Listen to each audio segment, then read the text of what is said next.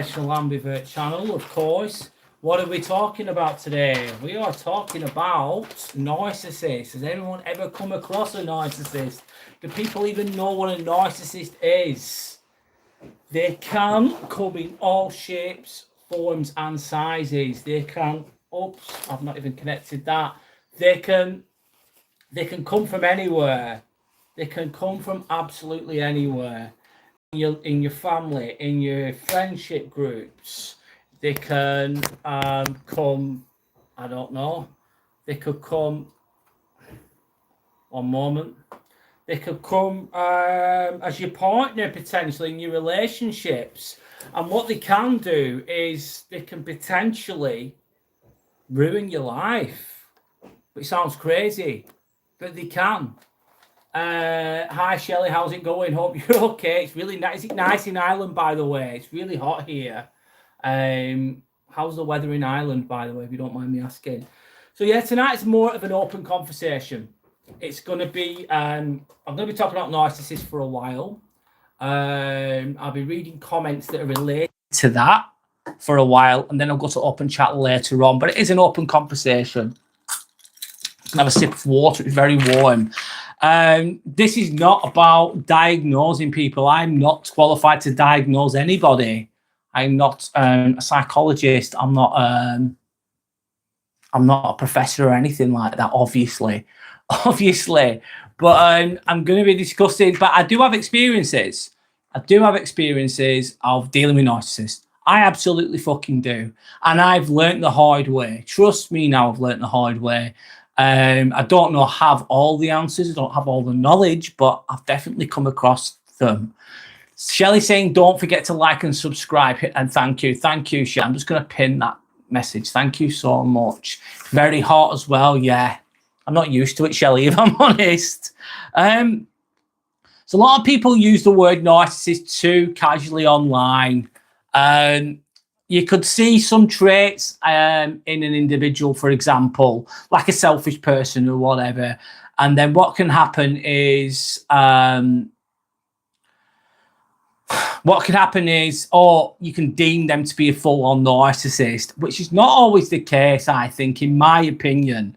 Someone could have narcissistic traits, but I'll go into that later on along the life, but not be a full narcissist. But they can mess your life up. They really can mess your life up, and they present in a lot of different ways, which we're going to talk about. Some people really do leave you feeling drained, though. Have you ever spoke to anyone and you're speaking to them, you spend a bit of time with them, and afterwards you feel really, really tired, like they're taking all your energy away? Has anyone ever met anyone like that? Sure, if you've ever met anyone like that. What else is there? Confused. When you're confused, how are you going to be confused around someone? Usually, you're going to be confused around somebody if they are Jekyll and Hyde. Like 1 minute they're nice, and then all of a sudden a subtle little put down comes, and you didn't see it coming, but it's disguised as a compliment. But it's like a sneaky little one, and it can leave you confused. Or they're really, really nice to everybody else. You see them being nice to everybody. They used to be nice to you, but then all of a sudden they turn on you. The mask slips, and that can leave you confused around a narcissist because you don't know who the real person is, and the behavior is not steady behavior, if you know what I mean. Another one is feeling controlled. A narcissist will be manipulative. They'll be controlling. They'll try and also being controlling it can come in all shapes and forms, I suppose. But controlling can they can control what you wear, who you see, if you allow it. They can control, they can play victim when you call them out on their bullshit. Hi to Waves, how's it going? Hope you're okay. Speaking about narcissists today.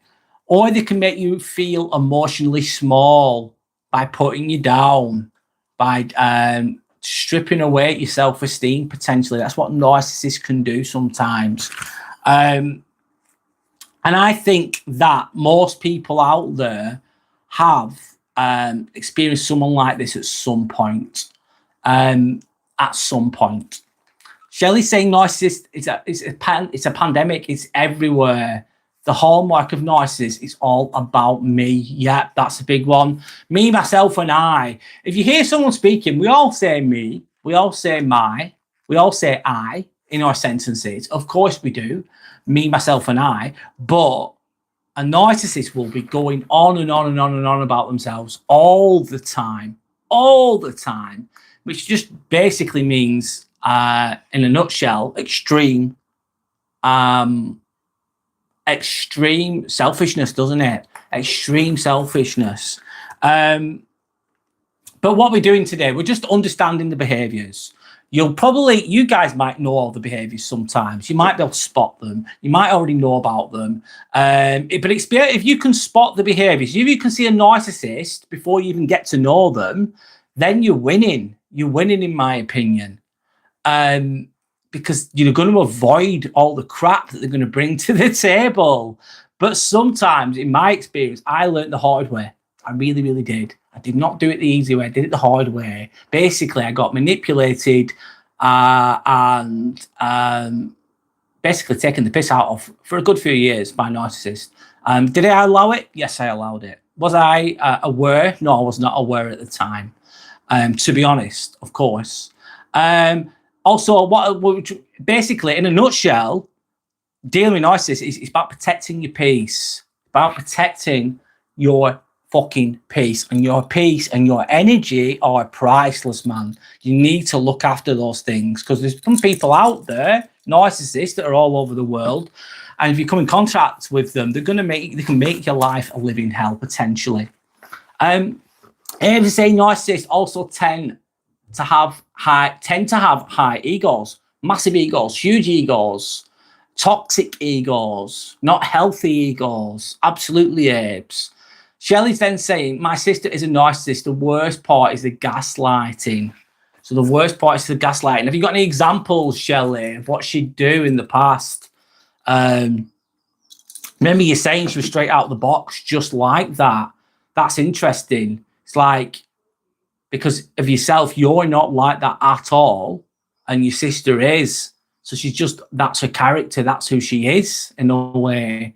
That's interesting, because some narcissists, they come from, I don't know, they have some trauma or something like that, and then they develop an ego and therefore end up with narcissistic personality disorder. But I think sometimes people, that's just the way they're wired, just the way they are.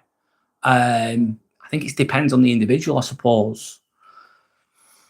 The gaslighting. So basically, it's like me punching you in the face. I'm saying it really basically. It's like me punching you in the face, smashing you in the face, and then you going, Brad, why have you punched me in the face? I'm like, I didn't punch you. What are you on about?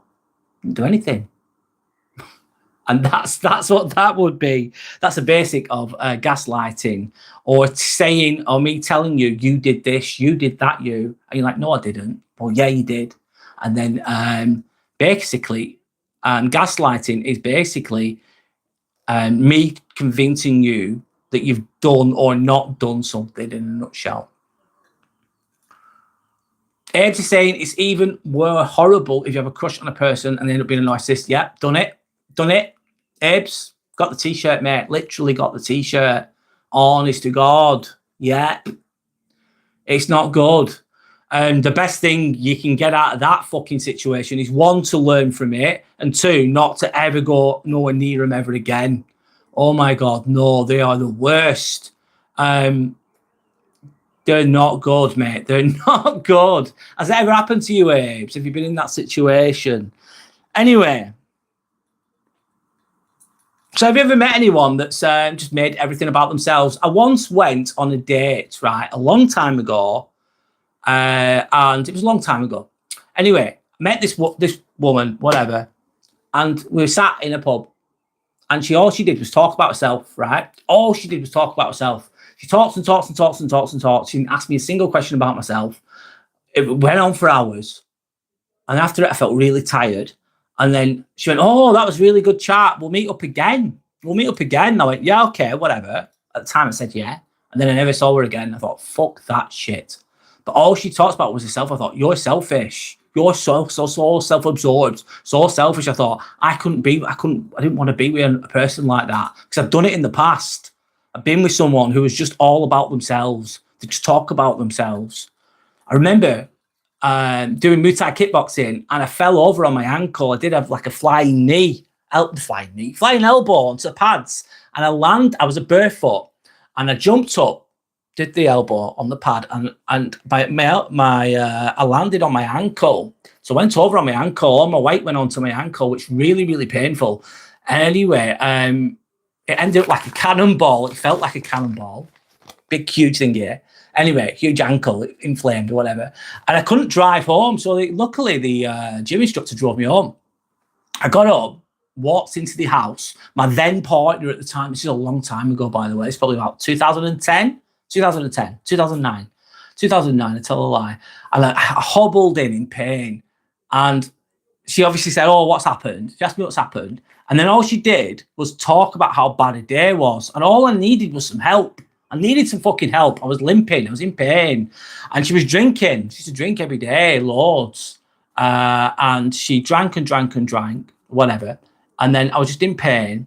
And then I spoke to my dad, and my dad took me to the hospital. And then I realized, an epiphany moment, I thought, she doesn't even give a shit about me. She doesn't even care about me. She didn't even care. She's super selfish. She'd always talk about herself all the time. Never, not good. Anyway, this is just a little story anyway about, in a nutshell, they talk about themselves all the time. Red flags. Not everybody that talks about themselves all the time is a narcissist, though. Of course not. I'm not here to diagnose anyone. I'm just talking about these things. Anyway, I'll keep going. Anyway, let me move on.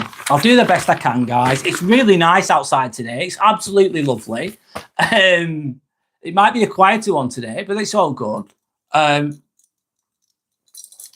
We continue anyway. Shelley's saying something now. They are a wolf in sheep's clothing. They hurt you on purpose. A relationship with a narcissist is called a relationship. A relationship. I like it. I like that. It's a relationship. Absolutely spot on. I don't know if that's even a word, but it sounds fucking great, Shelley. And there's a book called Wolf in Sheep's Clothing. Have you ever read it? It's a decent book. I read it. It helped me learn about narcissists. Helped me. Emotional vampires as well helped me learn about toxic people. But that was a long time ago. These were the basics that I learned. Anyway, they hurt you on purpose. They like getting you emotionally charged. They like to wind you up. They like to hit your buttons. And they like to control you emotionally. Relationship is absolutely correct. If you're with a narcissist, yeah, I read it years ago too, Shelley, yeah. It's like a red book, wasn't it? It's quite thin, actually. It wasn't a great book, if I'm honest, but I remember the title. It was decent, but not great, in my opinion. Shelley saying, Abe, you will meet the right person. Abe saying, thank God I didn't get to a very serious relationship with her, Shelley. Well, yeah, mate. Yeah, you're better off alone. They will absolutely F your life up. I'm not joking. If you're with a narcissist, it's all about them. They can really, really set you back a long, long, long time, cause you a lot of pain and suffering, man. So you dodged a bullet, mate. You did. Whoever it was did you a favour. You're not with them. I'm really glad you deserve better, mate. You deserve better. Anyway, I'm going to move on. Healthy narcissism. So we are human, of course. We're human. I'm human. Therefore, imperfect. We all have some traits of narcissism, and you might think, oh, I don't have narcissism. No, not me. But yeah, we do. But there's healthy versions of this. So what an example would be is having a healthy self-esteem. It's like, yeah, I can do this. Yeah, I can turn up and do this live. Yeah, I can go to the gym. Healthy self-esteem. Like, yeah, I feel a bit nervous and a bit insecure, but I'm still going to turn up. That's a healthy self-esteem, you know what I mean? Or this person said something rude to me, but I know that that's not me. They don't know me. I have a healthy self-esteem. And that's healthy narcissism, linked to healthy narcissism, healthy self-esteem. Confidence, true confidence is it's not showy. It's not arrogant. True confidence is just calm, really, and just getting on with things and doing things. Confidence is being present, but without having to dominate others. If you get what I'm saying, I'm just gonna have a sip of water.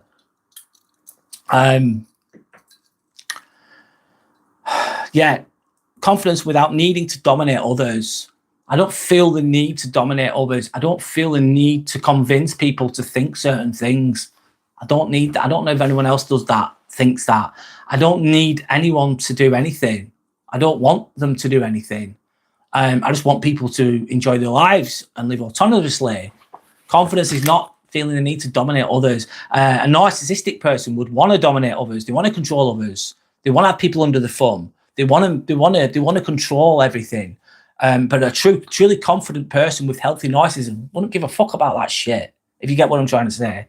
Anyway, I'm reading relevant comments here, guys, but thanks for sharing. Shelley's saying, Brad, there's another book. It's about people that hate people. Misanthrope, I can't read that, sorry. Can't remember who wrote it. It's brilliant. Interesting. I'll have to look into that. I'm open to new ideas with books as well. I like to keep learning. Anyway, I'll move on. So yeah, a truly confident, healthy narcissism will be not feeling the need to dominate others. Anyway, being proud of your achievements without being an arrogant prick. So healthy narcissism, which a lot of people have, in my opinion. I don't know if people agree or don't agree. That's fine. You're proud of yourself. You go, I'll go here and give myself a pat on the back. I did that good job there. I passed the qualification. I did a good job. But you don't brag about it. You just healthy in a healthy way. Anyway, I'll move on.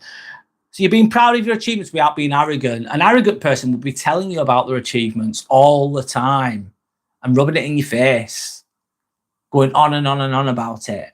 But a person with healthy narcissism wouldn't be doing that shit. They wouldn't be doing that shit. Another trait is from healthy narcissism is to able to take criticism without collapsing. That's a really good one, because criticism fucking hurts, man. That fucking hurts. Especially when you've done your best and someone goes, oh, by the way, you did well at this, but you were shit at that. And it's like, oh, that hurts, especially when you put a lot of time and energy into it. But if you're a truly more humble person, you have some healthy narcissism, you'd be able to take that criticism on board and go, do you know what? I could learn from that. I'm going to be a little bit humble here. Maybe they've got a point. Their criticism, let's use it constructively. Could be anyway. And move on. Want success, but doesn't need others to fail. That's a big one. You want success. You want to do well in life. Whatever that is, I don't know. What's your version of doing well in life? I don't know. I'm not getting comments on here. I'm going to have to keep looking to the side here, guys. Sorry. Hi, Snow Squirrel. My comments aren't working there, mate, on the phone. Sorry. But we adapt. That's what we do. Hi, Snow Squirrel. How are you doing? Hope you're okay. Snow Squirrel saying, are narcissists also people who don't notice that they're doing wrong socially, or only people with bad intentions? That's a really good question, Snow Squirrel. Well, a true narcissist wouldn't notice what they're doing because they wouldn't never be wrong. They'd never be wrong. So they'd be like, so what if I manipulate people? I don't give a fuck. I need to get what I need to get. And if I need to manipulate that person over there, I'm going to do it. I'm not wrong. I'm never wrong.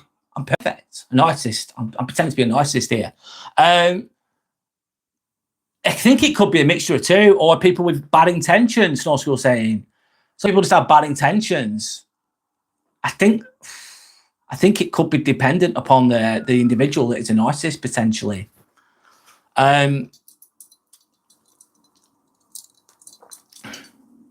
Hi, Daniel Snow. Right, no worries, Daniel. It's okay, no worries. It is hard to remember, mate, but I'll try and remember Daniel. Anyway, I'll keep going with the healthy narcissism. So wants success but doesn't need others to fail. Like, I don't feel like, oh my God, I hate that person because they've done well. I actually think, fair play, well done, you've worked hard, good for you. We can all win. There's enough in the universe for everyone to do well. A narcissist wouldn't see it that way. They'd see it as a threat.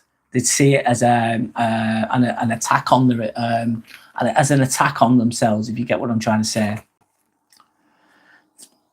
Healthy narcissism will be having empathy for other people, actually giving a shit about people. Actually, imagine if you're joking, right? You're joking, you're fucking about, and someone gets really upset and you start crying or whatever it is. You think, having empathy would go, oh my God, I'm really sorry. I didn't mean to upset you. I'll never do that again. I'm really sorry. I didn't mean anything by it. And you would never do that again if you had a bit of empathy, if you had a bit about you. Healthy narcissism. I'll read the comments in a moment. Doesn't constantly need validation. Healthy narcissism isn't reliant on the validation of others. And it's like it's that saying, it's like having a massive bucket. Imagine you've got a massive bucket, a massive barrel, and you're pouring water in the barrel, but it's got fucking loads of holes in it. So all the water's just pissing out of it. That would be like a narcissist. They always need validation. The water is in that validation, but it's just constant. You need more and more and more of it. A healthy narcissism wouldn't need that. And healthy narcissism can celebrate others too. Let me read the comments. How do you cure narcissism? I don't fucking know. I don't think it's that curable. Because if I'm never wrong, Gibbs, if I'm never fucking wrong, right, I'm a true narcissist. I don't give a fuck about everyone. I'm in it to win it. I'm going to stab everyone in the back just to win the £1 million prize or whatever it is. I'm going to manipulate everyone. I'm going to shit on everyone, but I'm never wrong. If I'm never wrong and I never admit I'm wrong, because I can't be wrong, because I'm perfect in my fucking narcissistic mind, nothing will ever change. Nothing would ever change. You won't be able to fix that person. You can't give a helping hand to a closed fist, in my opinion. There might be a way, maybe, but I think personally, most of the time it's not going to happen. I don't think it's going to happen. Anyway.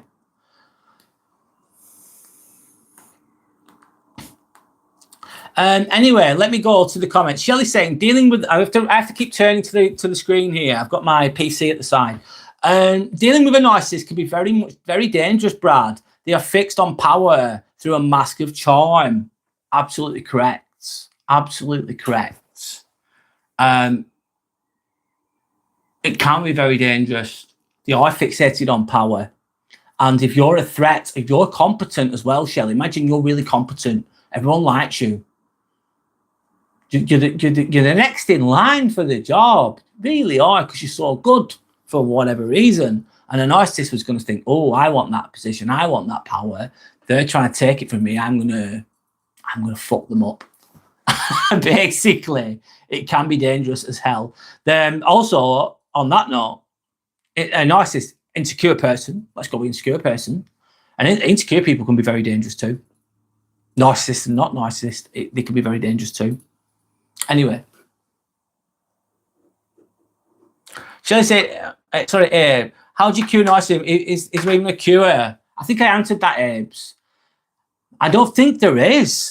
You've got to do the work within. Mental health, a lot of the time, not all the time, but a lot of the time, are you prepared to do the hard work? Are you prepared to look within? Are you prepared to open Pandora's box, which is fucking difficult, do the deep, hard, emotional work on yourself? A lot of people, guess what? They don't fucking do it, ever. They don't fucking touch it. Or they'll have a little go, superficially. They'll have a little go. They'll read a positive book. They'll say some positive affirmations, and they'll think they've got it all. They're sorted, and they're not. So most people don't even do that. I don't think they do that anyway. Anyway, I don't know if there's a cure, mate, Abes. I think it's like Shelley said, I think there's a pandemic with it, really. I think it's deeply entrenched in society. I think a lot of narcissists are rewarded for their behaviour sometimes. Becoming CEOs will be an example. I'm not saying all CEOs are narcissists, because that won't be fair, but anyway. Yorick, hi Yorick, how are you? How are you, man? I hope you're okay. How's the weather in? I bet it's nice. How's the park as well? Hope it's all right. Does a narcissist feel happy or a sense of joy when other people fail? I couldn't speak for every individual one, but I'd say yes, they'd like it. Ideally, they win and you fail. like a win-lose situation for them, in favour of them. I think a narcissist would be absolutely elated that you fucking failed and they've won. Yeah. They won't want, they'll take a win-win if it's advantageous to them, but they prefer a win-lose. Oh, absolutely. I'd say so. I'd fucking say so, mate. Anyway, Shelley says they can be cunning. Oh, yeah. Calculated. Very calculated. We're going to go into that in a moment. Sly, sneaky little fuckers. Yes. Fuck all accountability. Absolutely, Shelley. Habitual liars. They'll lie through their teeth and they'll do it convincingly. They'll do it convincingly because they'll believe their own bullshit. They can also fool people. Yep. They can fool people. They can present as really charming, they can light up the room with their charm. Sometimes they're good looking. These narcissists, they're good looking sometimes, not always. They're intelligent sometimes, not always. And they just have the ability to charm people and know the right things to say and blow smoke up people's asses. They know exactly what to say, when to say it. And they're very cunning and smart about it. But they're doing it. It's not true. It's not true compliments you're giving out. It's fucking manipulative. They want something out of an individual, if you know what I mean. That's your sister all day long, Shelley. Shelley, you must have, you've truly lived it then. Truly lived it. Anyway. But my point is as well, back to healthy narcissism a little bit, then I'll go to narcissism as well. But we all need a small amount of ego to survive. We've all got an ego, guys. I've got an ego. I fucking have. Everybody's got one. Anyone says I don't have an ego, I don't think so. And I think we need ego to survive, but healthy, not the price of other people. Confidence is healthy, true, real confidence. Usually, true confidence is linked to experience. So if you've got good experience, if you've got the experience to back it up, you're going to be confident. You're not braggy, you're just confident, not arrogant. Self-respect is healthy. Fucking right, self-respect is healthy. Don't take any shit. Put boundaries in place. Know your fucking worth. Know your worth. Love yourself, all that kind of thing. What's it called? Self-respect, mate. Absolutely. Healthy. Wanting a good life. It's healthy. The problem starts with the ego becomes fragile and controlling, insecure. And the ego becomes fragile, controlling, manipulative. Then you're going down the dark road. Narcissism's kicking in there. So let me speak about narcissism now a little bit. I'm doing my best, guys. Thanks to anyone that's liked and subscribed. Thank you for all the support. I'm speaking the best I can. My name is Brad. We're talking about narcissists. If you wanted to, all comments that are related to narcissism, I will be reading out. Okay, the best I can. So, unhealthy narcissism. A narcissist, constant need for validation. And I've covered this one already. Just have a sip of water. It's like that bucket, a big fucking bucket, a barrel. You're pouring validation in, water in. But a narcissist has loads of holes in them. It just keeps pissing out. They constantly need validation. They constantly need to be seen to be the best, to be the smartest, to be the this, to be that. They'll be bragging. They'll be talking about me, myself, and I all the time. Absolutely. Anyway, I'll read the comments. Hi to Dawn Woodland. Hello, how are you? Hope you're enjoying the weather. It's nice, isn't it, in England? I don't know about everywhere else. Zombie, hello, Zombie from Newcastle. Nice to meet you. Sorry if I keep turning my head. It's because my phone is not giving me the comments anymore. Let me just end the poll. It might be the poll that's playing up. That might be why. Anyway, Brad, you're right. Healthy ego is your... Sorry, Shelley's then saying, Brad, you're right. Healthy ego. The only thing you have is your ego. Yeah, you do have it. You do have it. Make it a good one. Make it a good one. Make it a healthy one, a well-rounded one. Hi to Mia. Nice to meet you, by the way, Mia. My name's Brad. I'm not reading any silly comments that are on there. I'll keep speaking. So, anyway, what's a narcissist need? A toxic narcissist. They're going to be needing, the comments are coming back on here. That's great. I can see the comments again. That's great. They need attention all the fucking time, mate. They need attention all the time, constantly. So you'll be having you might be speaking and they'll just make it about themselves, or you'll be telling a story like, oh, I've just achieved this, or oh, I'm going on holiday, and you're not bragging, you're just telling people about what you're doing in a normal, natural manner, and then they'll one up you. They'll one up you. They go, yeah, that's all right, but I'm doing this, I'm doing that, I can do this. They try to beat you at everything, one up you. They need that attention all the time. The attention has to be on them. All eyes must be on them all the time. And that's, if you're around that, it's going to be exhausting. It's going to be exhausting. It's, they're using people as sounding boards, basically. Anyway, they struggle with empathy. They struggle with empathy. A narcissist, a toxic narcissist, an unhealthy narcissist, basically, they don't give a fuck. They truly don't. They might say they do. They probably will say they do. If they want to manipulate you, they're going to say they do. But they don't mean it. There's no backup with it. There's no empathy, or very, very, very, very little. Or if there is any, it's not real, if you know what I mean.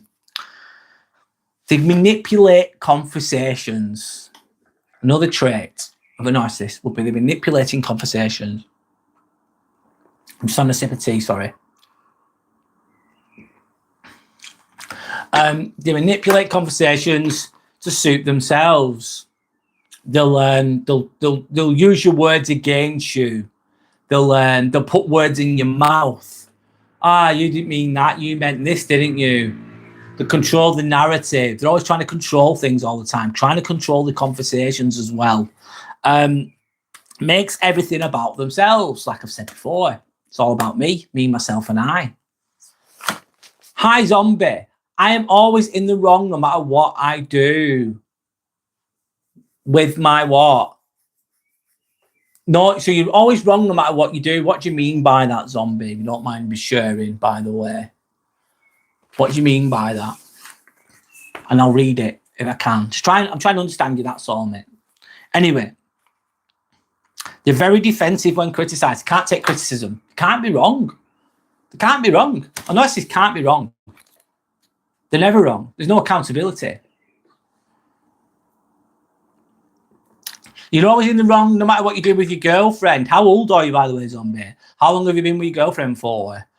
And can you give an example of that? Why are you always in the wrong? You can't win no matter what. That's not a good thing, mate. That's not good. I've been there. It's not good. And you're getting beaten with a fucking stick no matter what you do. It's like you can't win. You just look like it's not good, man. It's not good. And Dawn is then saying they take over every space, even when it's yours. I had a dressing table. He took all of his books and gambling slips. Yeah, they're going to take everything, mate. They don't give a flying F. They don't give a flying fuck. They're just going to take, they just see you as sometimes a narcissist will see you as they won't see you as a person. They'll just see you as a tool to be used. Aaron, there's very, very selfish people, very manipulative people, very controlling people, very false persona people, very me, myself, and I people, extremely selfish people, I would say, would a narcissist would be. Very cunning, very conning, very in it to win it, very lacking empathy. They don't give a flying fuck about anyone. That's a really basic take on it. Anyway, hi Dawn, how are you? Hello. How's your holiday, by the way? Hope it was good. I like your shorts with your dogs sipping the water, biking away, scrappy. Anyway, I hope you are always the victim, Dawn Gustav is saying. They're always the victim. Like, they will play victim. People who play victim all the time, they're manipulative, controlling. Like, I'm going to punch you in the face, you're going to shout at me, and then I'm going to say, why are you shouting at me? You're like, you've just punched me in the face, Brad. Like, yeah, but you were shouting at me after. That upset me, that. That's not okay. But yeah, you punched me in the face. But yeah, but it's because you were shouting. And then they'll just do that and make you feel bad. Oh, fucking hell, you cannot win.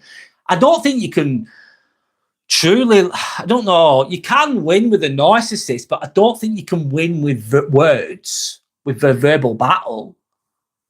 You can put boundaries in place, but sometimes the best thing you can fucking do is just not have them in your life at all, man. Not have them in your life at all. Keeping them at arm's length, which is easier said than done, I know, but I don't know how you win. Anyway, I'm going on one. They can really fuck your life up as well. They can. I think if you're around them too much, I think it can affect your energy. It can affect your health. It can affect your, yeah, it can affect your well-being. Your quality of life will be impacted negatively if you're with a narcissist, in my opinion. Big time. Big fucking time. And some people come out the other end and they end up very, very wise to it. And they can spot them a mile off and they avoid them going forwards after being burnt by them. Because I'm one of those people, I've been burnt by them. Trust me now, I've been taken for an absolute muppet by narcissists. I really have, honestly. But I like to think I'm much better at spotting them now. But some people don't. They don't. They just they stay in that world. And it's not a good life. It's not a happy life. Anyway. Shelley says, never look for validation from them. They're too busy in their own insecurities. They also avoid eye contact. Shifty eyes, yeah. The eyes are the window to the soul. And I think there's truth in that, you know. The eyes are the windows to the soul. And I like that saying. I don't know where it's from. If you can't, yeah, lack of eye contact, shifty, isn't it? Anyway. Darkness there, in my opinion, Brad. Yeah. Yeah, absolutely. Don't say also the bathroom and kitchen, all water all over the floor. They're dangerous. Yeah, they're going to leave a mess everywhere. They're just, yes, they're going to leave a mess everywhere. Big time.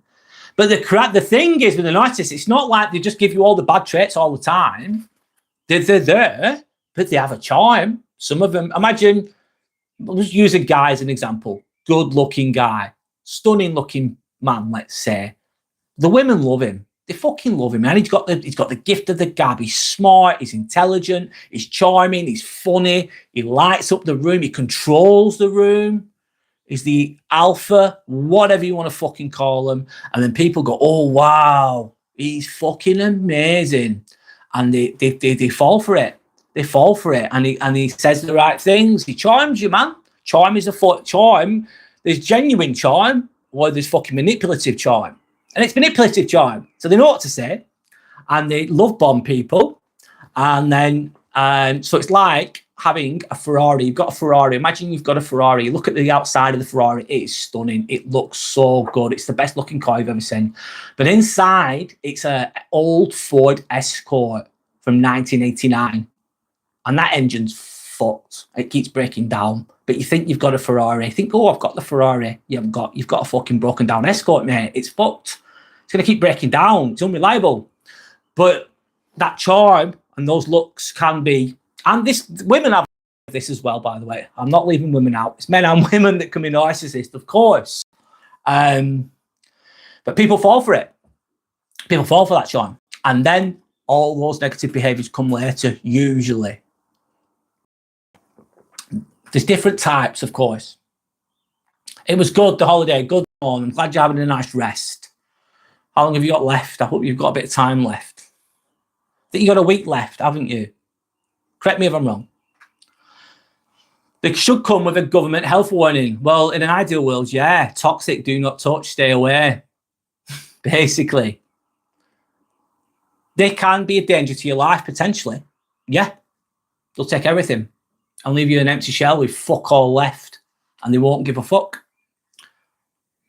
You've been with your girlfriend for 14 years. It's anything I do. And I'm not saying sorry to her. Shit, mate, zombie. I'm sorry to hear that, man. So, you're saying sorry because you want to make the peace, don't you? I'm assuming. I've done it. Where they've been out of order. And then I think, shit. And then they've just been absolutely out of order, right? And then I've got upset and angry.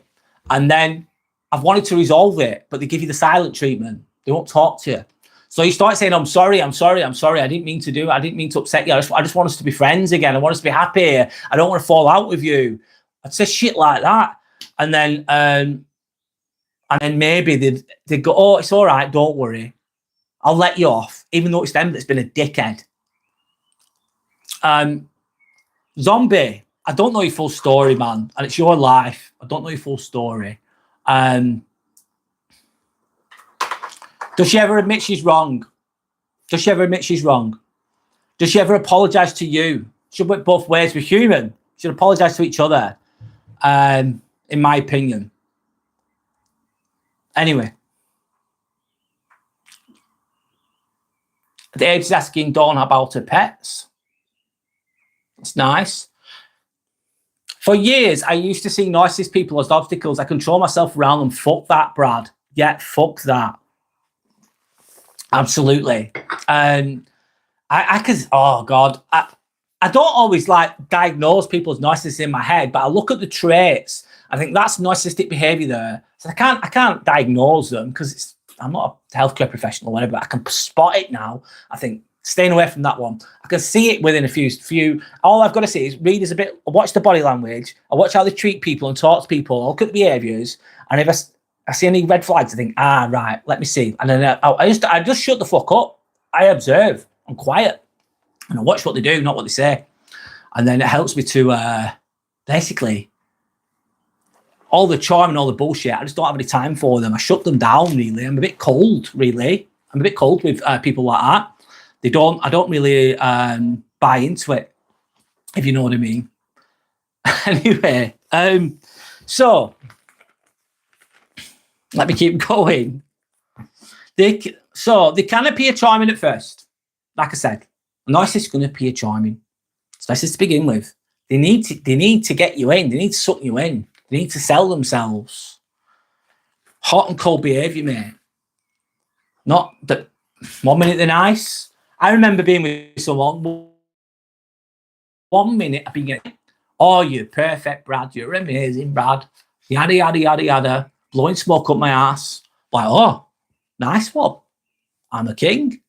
Next day, I'm a fucking dickhead. I'm an absolute bellend. I'm the worst piece of shit you've ever imagined. But I've just behaved the same.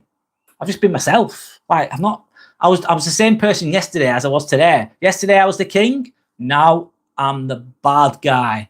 That was hot and cold. You know what I mean? Anyway, they control through guilt tripping you, making you say sorry. You should apologize for what I've done. You made me do it. You should be sorry. Even though it's me that's been all out of order. For example, I'm going to make you feel guilty. A narcissist will make you feel guilty. Silent treatment.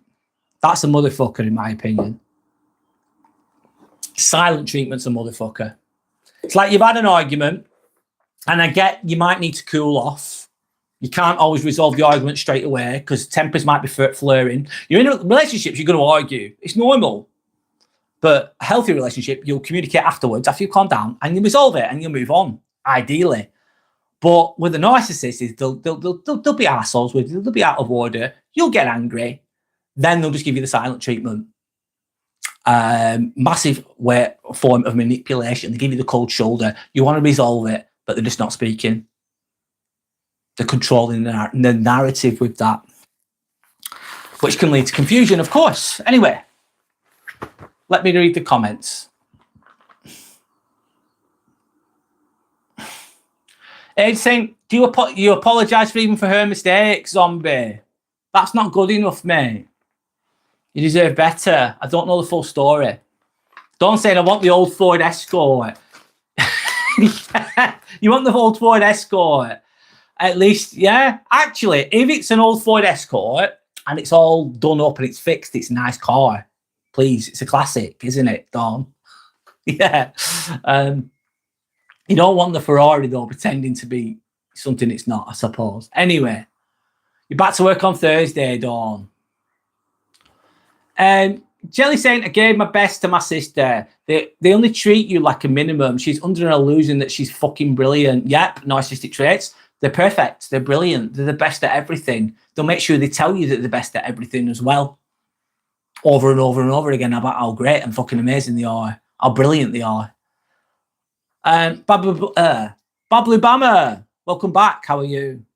I'm not saying for fun, but recently started to watch Big Bang Theory and I found Sheldon definitely no narcissism. I'd say he's very Asperger's, isn't he? Asperger's autism. The character. I would say, I don't know about narcissist. I would say Asperger's, autistic. I would say that character is autistic. Personally, I don't know everyone else. Anyway, I can see where you could think narcissism there as well. Anyway, Dawn saying they are like it from the minute they get up, they go back to their tombs. Okay. Dawn is then saying, Dawn goes to be saying, sorry, only for 3 days, I don't have to dread work anymore. No, it's, no, enjoy your present moment, enjoy your peace, your days off. Abe's is saying, Zombie, that doesn't sound so good. What made you stay in a relationship so long then, for 14 years? Sometimes you can be scared of being lonely. Feel like you don't deserve, you can't get any better. So you stick with it. Or you just get used to it. I'm not saying that's the right thing to do, but that's what can happen. There's lots of other reasons as well, of course, depending on the individuals involved. Zombie saying, no, never. I'm always saying sorry for her and for her mistakes. And when she's wrong, I am the one saying sorry. Zombie, how long are you going to... Oh, God, I'm sorry to hear that, man. That sounds shit. You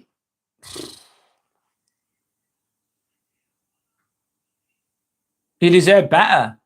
You deserve better. What are you going to do then, Zombie? What's your plan? Are you going to... You either accept it, and if you're okay with it, that's your life, that's your choice, that's your autonomy, you keep going. Or do you think that you deserve better? What makes you stay in that setup? You're getting beaten with a stick. You're getting beaten with a fucking stick over and over and over again. Over and over and over again. No matter what you do. Even if you're nice, you're getting beaten with a stick. So sometimes it takes a while for yourself to see it. It took me a while. I ignored red flags for way too long because I was too insecure and I was too needy. And I was desperate for the relationship to work and I put everything I could into it. I really, really did. I kept it going in a way, in a dysfunctional way. But as soon as I stopped trying, it fucking ended. I pulled back. As soon as I could see what was going on, it took me a while though. I was an absolute idiot. I was really angry at myself. I thought, oh my fucking God, I've been an absolute muppet. She's taking the fucking piss. Absolute. I've been manipulated to fuck. I've been done and I've allowed it for so long. And I went, oh my God. Oh my God. I was so angry at myself for doing that. And then I pulled back. I thought, I'm not going to be so nice anymore. I'm not going to be so giving anymore. I'm not going to listen as much anymore. I'm checking out, mate. I'm checking out. So I fucking door slam, mate, in a way. Like, no more nice Brad now. You're not getting nice Brad anymore because I could see what was happening. I'm on about a narcissistic relationship that I was in. And then at the time I was in my 20s, man. I was stupid. But anyway, that's when it started to end. It started to end. And after it had ended, it felt like a weight had been lifted off my shoulders, mate. Honest to God. Yes. Just wanted to let you know, me and Dawn have sent you the page and you can't see it. Oh, sorry. Oh my God. I'm really sorry. Oh, thank you. I'm really, really sorry, guys. I can't see it on this phone. Thank you so much to Sandra and Dawn. Thank you so much. Thank you for your support. Timmy says thank you too. I'm really, really sorry. I couldn't see it on here. I can only see it on my screen. YouTube plays up sometimes. No excuses, just reasons. Thank you so much. That's very kind of you. Thank you. Thanks, Dawn. Thank you, Sandra. That's beautiful. Thank you so much. Thanks for your support. I really appreciate it. Thank you. Anyway, I'll carry on. I couldn't see him on here. It doesn't say it on my phone. Anyway, I'll keep reading the comments the best I can. Ames is saying, Zombie, that doesn't sound so good. What made you stay in the relationship? It's easy though, right? Honest to God, going back to it, it's so easy to imagine you're in a narcissistic relationship, right? You can't see it at the time yourself, even though your friends can see it. Or you could know someone else that's in a narcissistic relationship and you're thinking, I can see everything so clearly. This person needs to get the fuck out of there. But if you're that individual that's in it, it's harder to see it. It's like love can blind you, can't it? In a way. It did with me. So there's a bit of understanding there, if you know what I mean. Hot and cold with you all the time, zombie. You know, don't you, zombie? You know. It sounds like you know, which is half the way you're aware of it. That's really good that you're at least aware of it. Dawn is saying everyone is scared to be seen as diagnosing. Yeah. But if it looks like a duck, sounds like a duck, walks like a duck, then it's a fucking duck. Yes. I think the people are getting upset about being diagnosed are the narcs. Yeah. Yeah. I'm going to read that again. It's really good. Everyone is scared to be seen as diagnosing a narcissist, for example. But if it looks like a duck, it sounds like a duck, it walks like a duck, then it's a fucking duck. It is. It's showing you what it is with its actions. It's waddling around like an absolute see you next Tuesday, a narcissistic duck or whatever. Bang on, by the way. Shelley's then saying, they can twist your words. They can. They'll twist your words. They'll use your they'll take your kindness for a weakness, 1000%. Truth is confusing. It's people like that forever in the spotlight they want. Yeah. Absolutely. Steve saying, are you Muslim? No, I am not. Nope. Hi anyway. Hello, my name's Brad. Aves is agreeing with Dawn. That's 1 second. Let me read the. You think they're born like that, Shelley? Because your sister said we're straight out of the box as a child. What are your brothers like, Shelley, and your other siblings? What are they like? Are they obviously they'll all be different people, won't they? What are they like? Out of curiosity as well. It's mad that your sister was like that straight out the box. So usually a lot of this evidence is not all the evidence, in my opinion, but some people are just they experience things when they're younger, and then they develop. Then they turn into narcissists, if you know what I mean. But it's interesting to know that some people are just narcissists straight out of the box. It's mad. I believe it though. So Bama is saying, oh, I cheated on you because you never gave me time, so you should be sorry. Yeah. Or they'll cheat on someone, right? They'll cheat on someone and then they'll make out the other person to be the bad guy. Yeah, I cheated on her because she's a bit of a dick. She's a bit of this, she's a bit of that. And then to excuse her own behaviour. Absolutely. Alternate account, saying Mark. Hello, alternate account. Hello, my name's Brad. Nice to meet you, by the way. Sandra's saying that she misses Dawn on live. It's not even considered a mental illness. That's crazy. Dawn's then saying that's a sign, oh, Brad. Yeah, I'm 43. Ford Escort becoming a classic. Well, yeah, that's a bit of reality kicking in there, Dawn. Shit. I still feel young. I'm keeping my youth in my own way. Thank you for your support, guys. Sorry I didn't see those, your support. Thank you so much again. Let's make Brad rich. Make yourself rich, though, please, first. Thank you, though. Jennifer. Hi, Jennifer. My name's Brad. Nice to meet you, by the way. Jennifer's Journey. Have you got your own channel? Sounds like you have, by the name. I'm just guessing. Yes, I am scared of being alone. If I leave her, I will be homeless. I just can't win. Why would you be homeless if you left a zombie? Can you not? Have you got children with this person? Can you not get your own finances, save up a bit of money and get the fuck out of there? Easy said and done. And just start again. It's hard to start again, isn't it?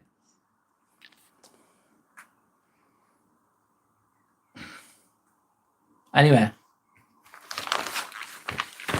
So, a lot of narcissistic behaviour comes from insecurity underneath. They're insecure people. They act confident. They pretend to be confident, therefore arrogance.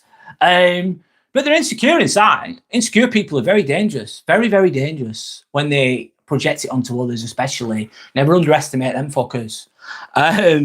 Some people create a false image because they don't feel, they feel insecure internally. They pretend the persona, the mask. It's not real. It's bullshit. The charm, the persona, that I'm a really nice guy kind of shit. It's not real, guys. It's not real. Anyway. Shelley says, Brad, don't feel bad. You have to go through things to get to the better side. Yes, sometimes in life, you've got to just, it's horrible.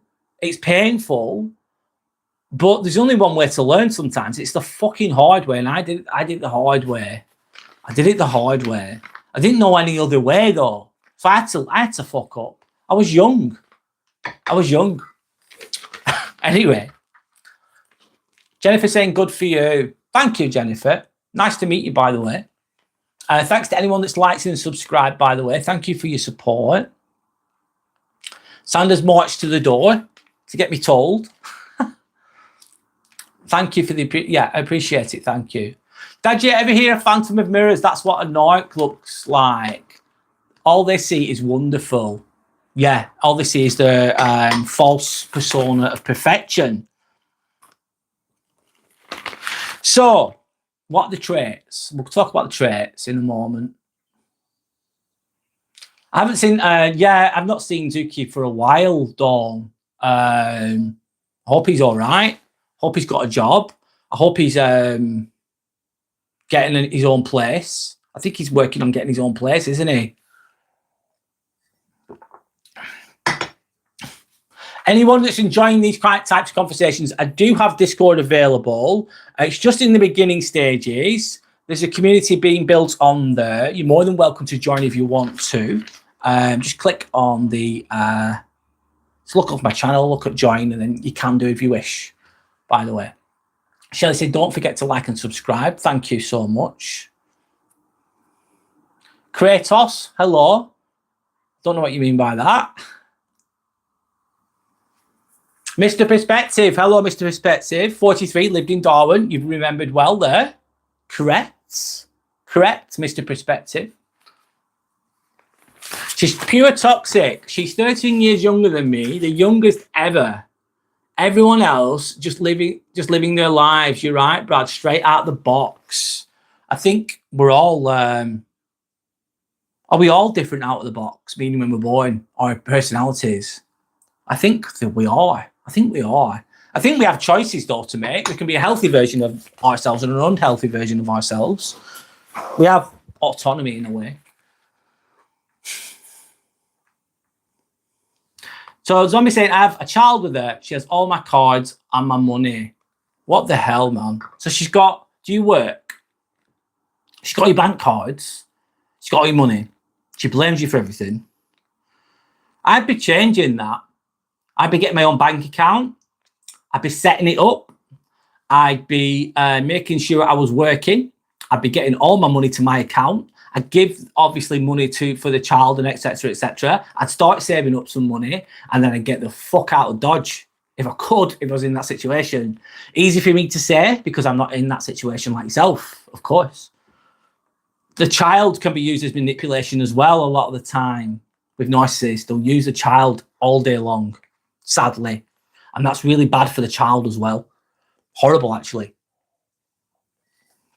But they'll definitely use anything they can to get their own way. They don't care who they hurt along the way.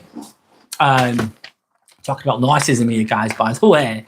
Anyway, love bombing. Too intense too quickly. So if you meet someone and they're really attractive and they're really into you as well, you're thinking, fucking hell, I've hit the jackpot. They're a 10 out of 10. Or they're an 8 out of 10. They're absolutely gorgeous. And they're love bombing you as well. So telling you how perfect you are, how brilliant you are. They want to move in with you as well. You've only known them 3 days, but they're going to move in with you. And they're blowing smoke up your ass to fuck. And it's like, wow, This is amazing. And if you've got a hole in your heart, like something's missing or a bit of past trauma, you'll be more susceptible to that. You'll be more susceptible to it. So be mindful when things seem too good to be true. Give people the benefit of the doubt, of course. Some people could be a good person and they just really like you and they're just telling you openly when they first meet you. That could be an example sometimes. But a narcissist will be too intense too soon. Right, straight in there. Straight in there. And that will be over the top attention, straight on, early on. Straight on, early on, over the top attention. I've been on the receiving end of that. I really, really have. And I've fallen for it as well. Like an idiot. Anyway, makes people emotionally attacked.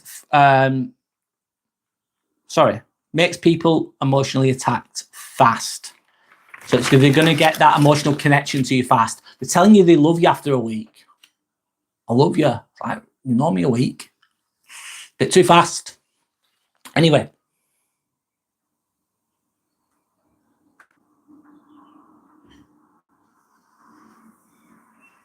Anyway, let me go on. Sorry, guys, I'm a bit behind.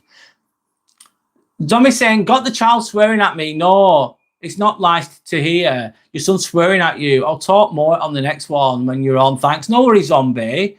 Thanks for sharing. If you're going, you're going. But I hope that I don't know, man. I hope that you find a way through that. I hope that you deserve better, man. You deserve better. That's what I'm going to say to you there. And I hope that you find a way through that. Hi, Matt. How are you?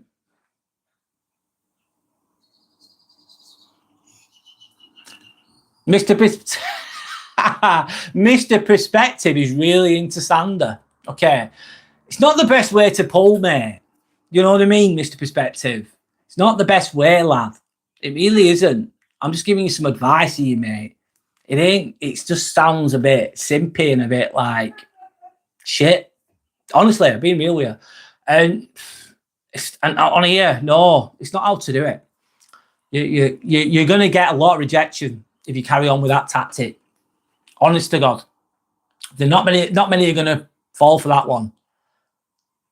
Yeah, it's creepy. It's quite creepy, like simpy kind of desperate kind of attempts to woo the opposite sex on a live. You've got a lot to learn. Try a different way, mate. I'm just going to give you a bit of advice. It's not the best way of doing it. Anyway, it's funny though. It's funny. You're making me laugh. Shit. Anyway.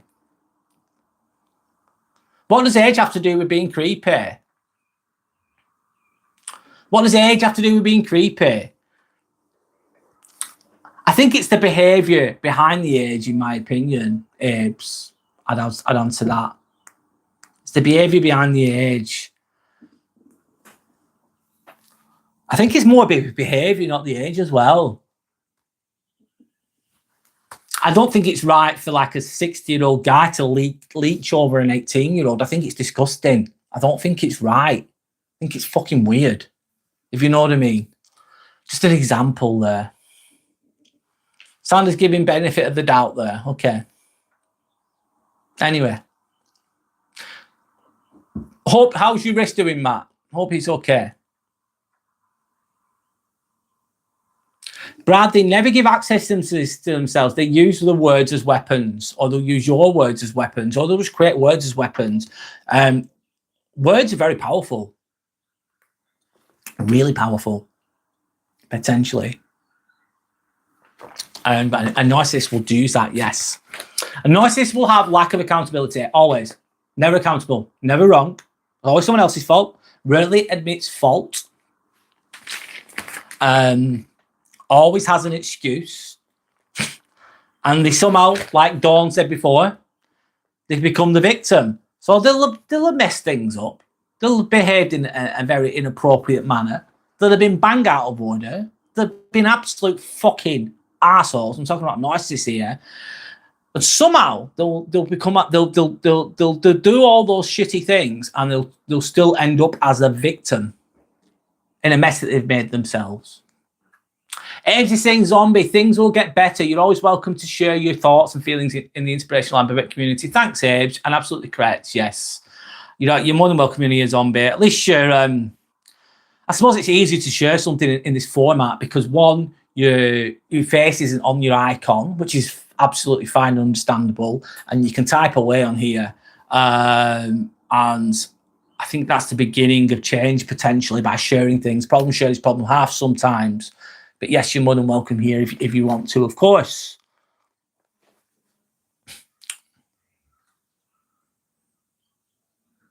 You're stuck in a relationship you think you can't get out of.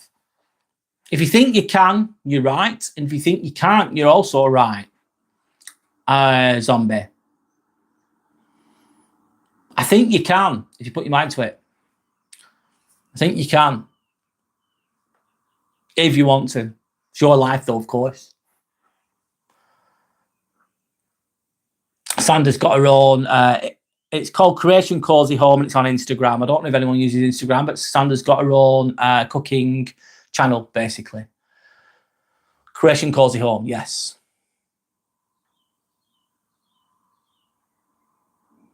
Anyway, I'll keep going the best I can. Of course. Gaslighting, we spoke about this before. Some of the traits. Makes you question your memory or feelings. Like, you'll see something. They'll do something. They'll be out of order. They'll mess things up. And you go, why have you done that?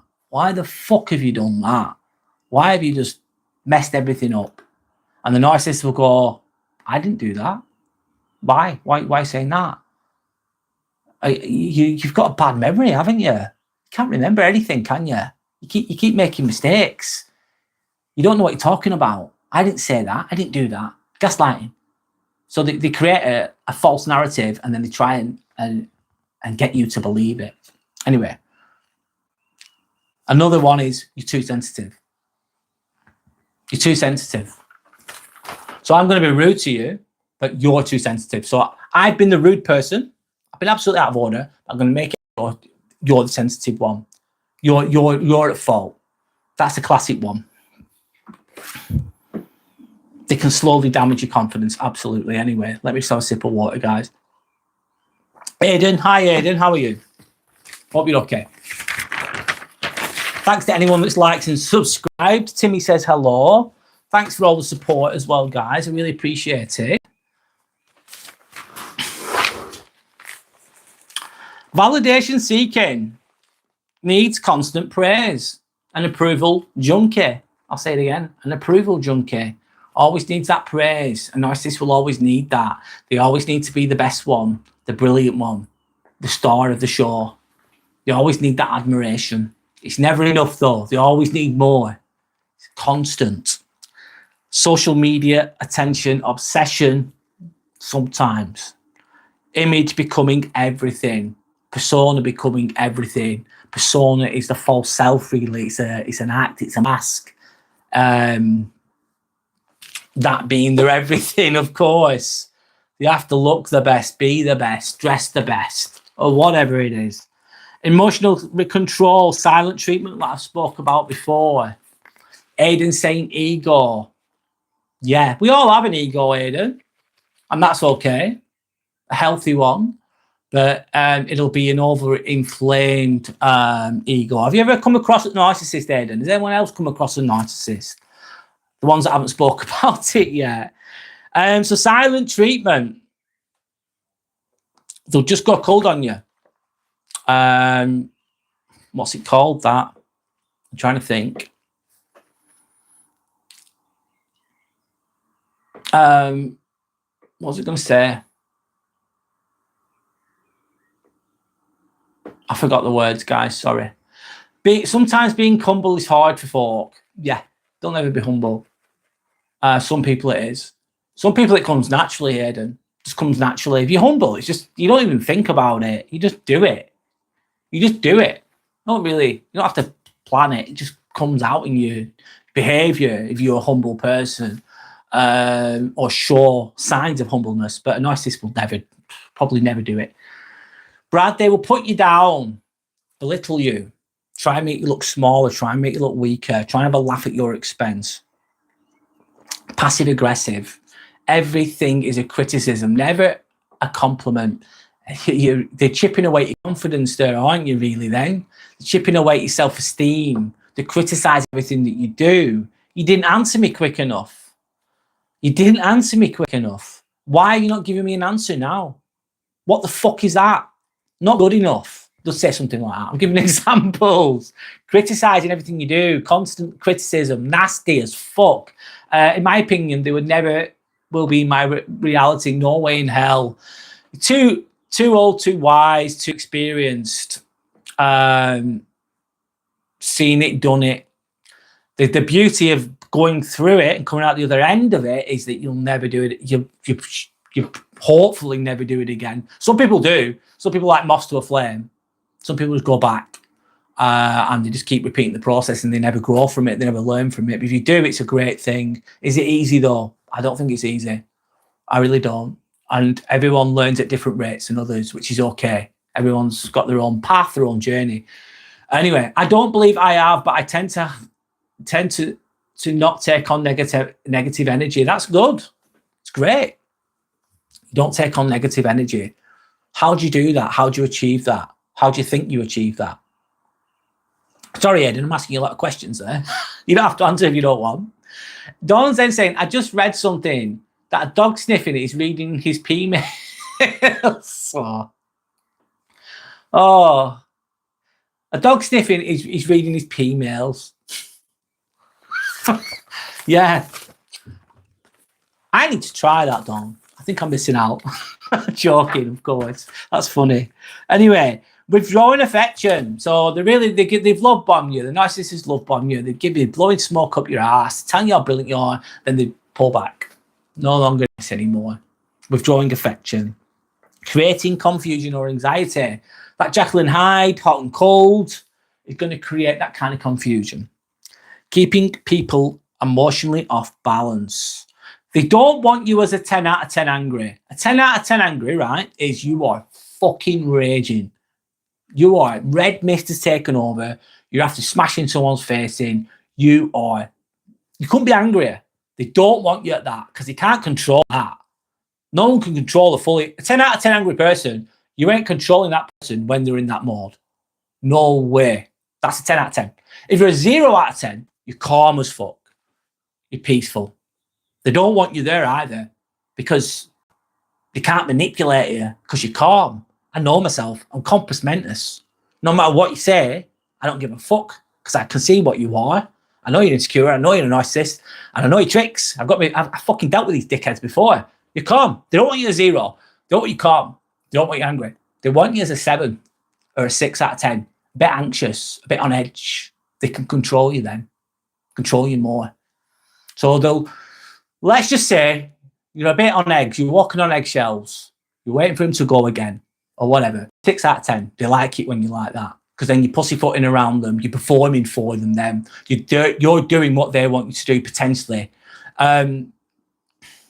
If you start to get angry though, and they think, oh shit, she is going to go. They're going to go fucking fuming. They might go, all right, I better reel them back in with some compliments.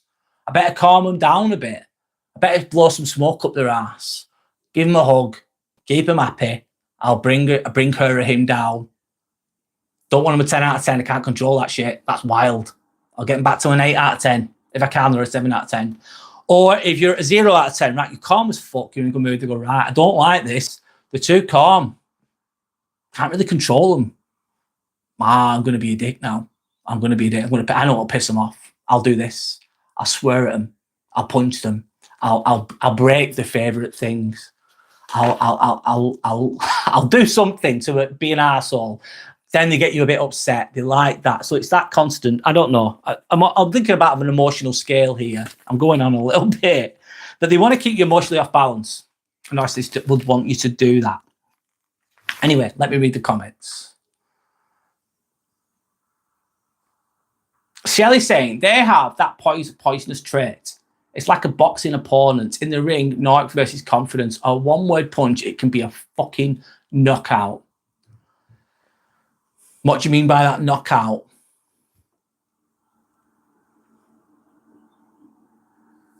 A one-word punch, one word from us could knock them out maybe as well. Is that what you're trying to say? I'm sorry if I'm misinterpreting you there. Aidan saying, by staying grounded and thankful. I like that, Aidan. Very higher vibrational from yourself there with that. I like that. Being grateful, gratitude, grateful, thinking about what you're grateful for, keeping your own thoughts on a positive note, your own internal thoughts, and understanding not all humans are alike. Yes, accepting people as they are, letting people be who they are without getting too upset about it. Most of the time, I just remind myself what my morals are. I'm saying it a bit differently, Aidan. I love that, Aidan. That's really, really good. I love that. You sound very well-rounded, by the way. That's great. Thanks for sharing. Thanks to everyone else that's sharing as well, of course, guys. I appreciate you all. They often have drinking, drug, gambling problems. Yeah, I'd say so. Not always, but a lot of the time. Dawn Woodland, yes. Shelley's agreeing with Aidan. And that's me, to calm and won't be broken. That is vibrating on a higher level. Let's say narcissistic people would say lower vibrational, ego-driven. A higher vibrational person is calm and at peace, and they're going to try and drag you down. But if you're calm and you're not reacting and you're unbothered and you're just appreciating whatever you're doing, that prevents that from happening. Ignoring them is a great tactic too. Giving them nothing, giving them absolutely nothing, giving them no reaction, like Aidan's saying. That basically it's like water on the fire, isn't it? A fire can only burn for so long if it's got fuel. If you're not adding any fuel into that fire, it's going to burn out. Jamie, I remember you. Welcome back. Hello, my name's Brad. Obviously, you know my name. How are you doing, Jamie? Hope you're okay. Welcome back. I don't know, Abes. I'm just going with the flow. I'll go for a few hours, see how I go, and that's it. Okay. All right. So Shelley's Aidan saying, thank you guys, you're all beings of light. Thank you, Aidan. Yes. Honest to God, that's what I'm trying to be more now, Aidan. I'm not perfect myself. I'm still working on that, if I'm honest, becoming what you've just said, beings of light. I don't always succeed in it perfectly, if I'm completely fucking honest. But I'm actively trying to be more like that now, less bothered by things. I'm being just, yeah, not performing anymore, if you know what I mean. So yeah, thank you. I appreciate your positivity there.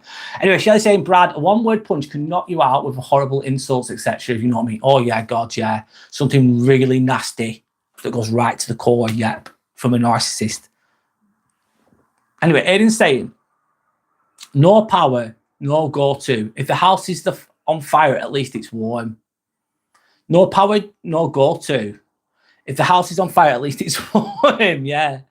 Anyway, hi, Cat's Eye Forever. How are you? Hope you're okay. What have you been up to today, Jamie? I've had my first day off this week. I've been working all week at the hospital, Jamie. I'm doing a live now. I've been to the gym, and now I'm doing this live. Pretty much. Been for a drive. Enjoyed a bit of the sun. Anyway, so I'll keep going a little bit longer, guys. A narcissist will be jealousy and competition, struggle seeing others succeed. They fucking hate other people succeeding. They don't want to see you do well. They don't want you to do well. They want you to be less than them. Timmy says hi, by the way. They want you to be less than them. They don't want you to do well. They don't fucking want you to be. Nah, they don't want that. They turns everything into a competition. Ultra, potentially, not all competitive people are narcissists, in my opinion, but ultra competitive people who turn everything into a competition, they always have to win everything. That's just another red flag. And may subtly put people down or overtly put people down. Anyway, I'm going to chill in a minute, guys. Let me have a little rest. Aiden, yeah, it's been really nice, man. Enjoying the stream and the sunshine. Yeah, it's been really nice weather. It's been like 23.5 degrees where I am. I don't know about everybody else. One moment, guys. Sorry. Just recentering myself. The best I can. I'm doing my best. So why do some people stay in these dynamics? I've been there. They hope the person will change. And that's really, I don't know. You're giving people the benefit of the doubt. You're with someone that you love. They're a narcissist, or you get crumbs of affection on and off, hot and cold. People sometimes stay with the other person because they hope the person's going to change. The reality is they're probably not. They're probably not. Another reason why people stay in these narcissistic dynamics, stay with narcissists, is that they have trauma bonds. So that means that, I don't know, they could have mummy or daddy issues when you're growing up, insecurities.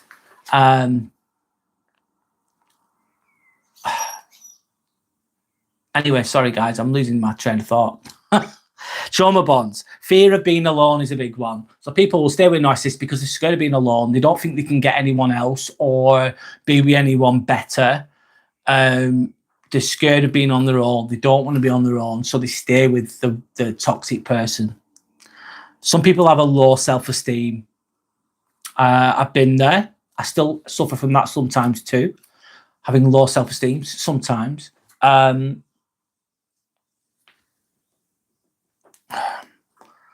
So low self-worth can keep people with a narcissist.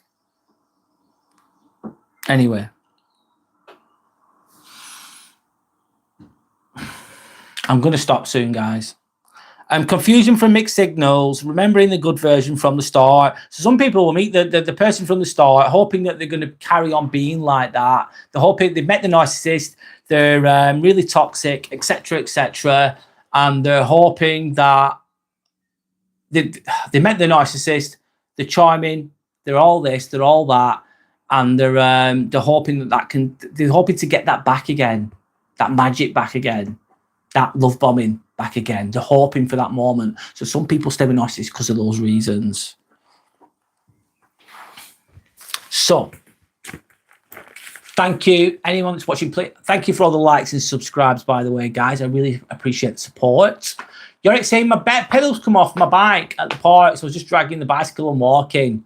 Oh, I'm sorry to hear that, Yorick. Hope you get it fixed soon. Hope you're okay. Hope you get it sorted.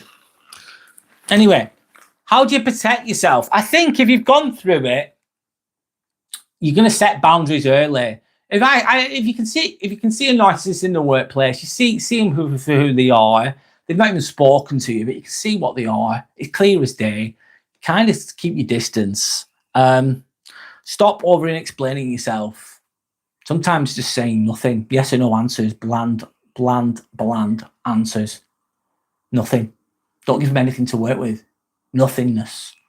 There's no point over explaining yourself to a narcissist because they're just going to twist your words and then you're in the merry dance. You're hooked in. Just nothing. Blank. Neutral words. Yes. No. I'll think about it. Nothing. Watch patterns, not words. Watch what they do, not what they fucking say. Watch the patterns. If you see a red flag, doesn't mean that you're definitely a narcissist, but there's something not right there. Then you go, oh, I've seen a behaviour there. And just watch. Be quiet while you observe. Just watch. Watch what they do. Anyway, don't lose yourself trying to fix someone. Some women and some men, they like a little project, don't they? They'll get like a guy that's a bit fucked up. Very fucked up, let's say. But they want a diamond in the rough. Whatever. Oh, it's a diamond in the rough. The heart's in the right place, though. Fantastic. The heart's in the right place. Whatever. And they think they can fix the person. And they think if they chuck loads of love at them and they really, really look after them, that this narcissist is going to change. And they think they can fix them. And some people that are hurt and damaged, you can help them. But that wouldn't be a narcissist, would it? That'd be like someone who's just been through a bit of shit and you're trying to help them out. Different, in my opinion. Fix me uppers. Yeah, it's a fix. Yeah, it's a fix me upper. But some people try to do that with a narcissist. They don't, obviously they're not aware that that's a narcissist, and they try to fix them, and it's not going to go, it's not going to end well. It's not going to end well with someone. You can't really fix someone. You can't give a helping hand to a closed fist. So someone who's never in the wrong, who's never accountable for their own actions, will never change. That's my opinion anyway. Cognitive dissonance. Sorry, Aidan, you said that before. Our favourite word. I like that word, mate. It's a great word. It's a great word, should I say. 2 great words. Cognitive dissonance, yes.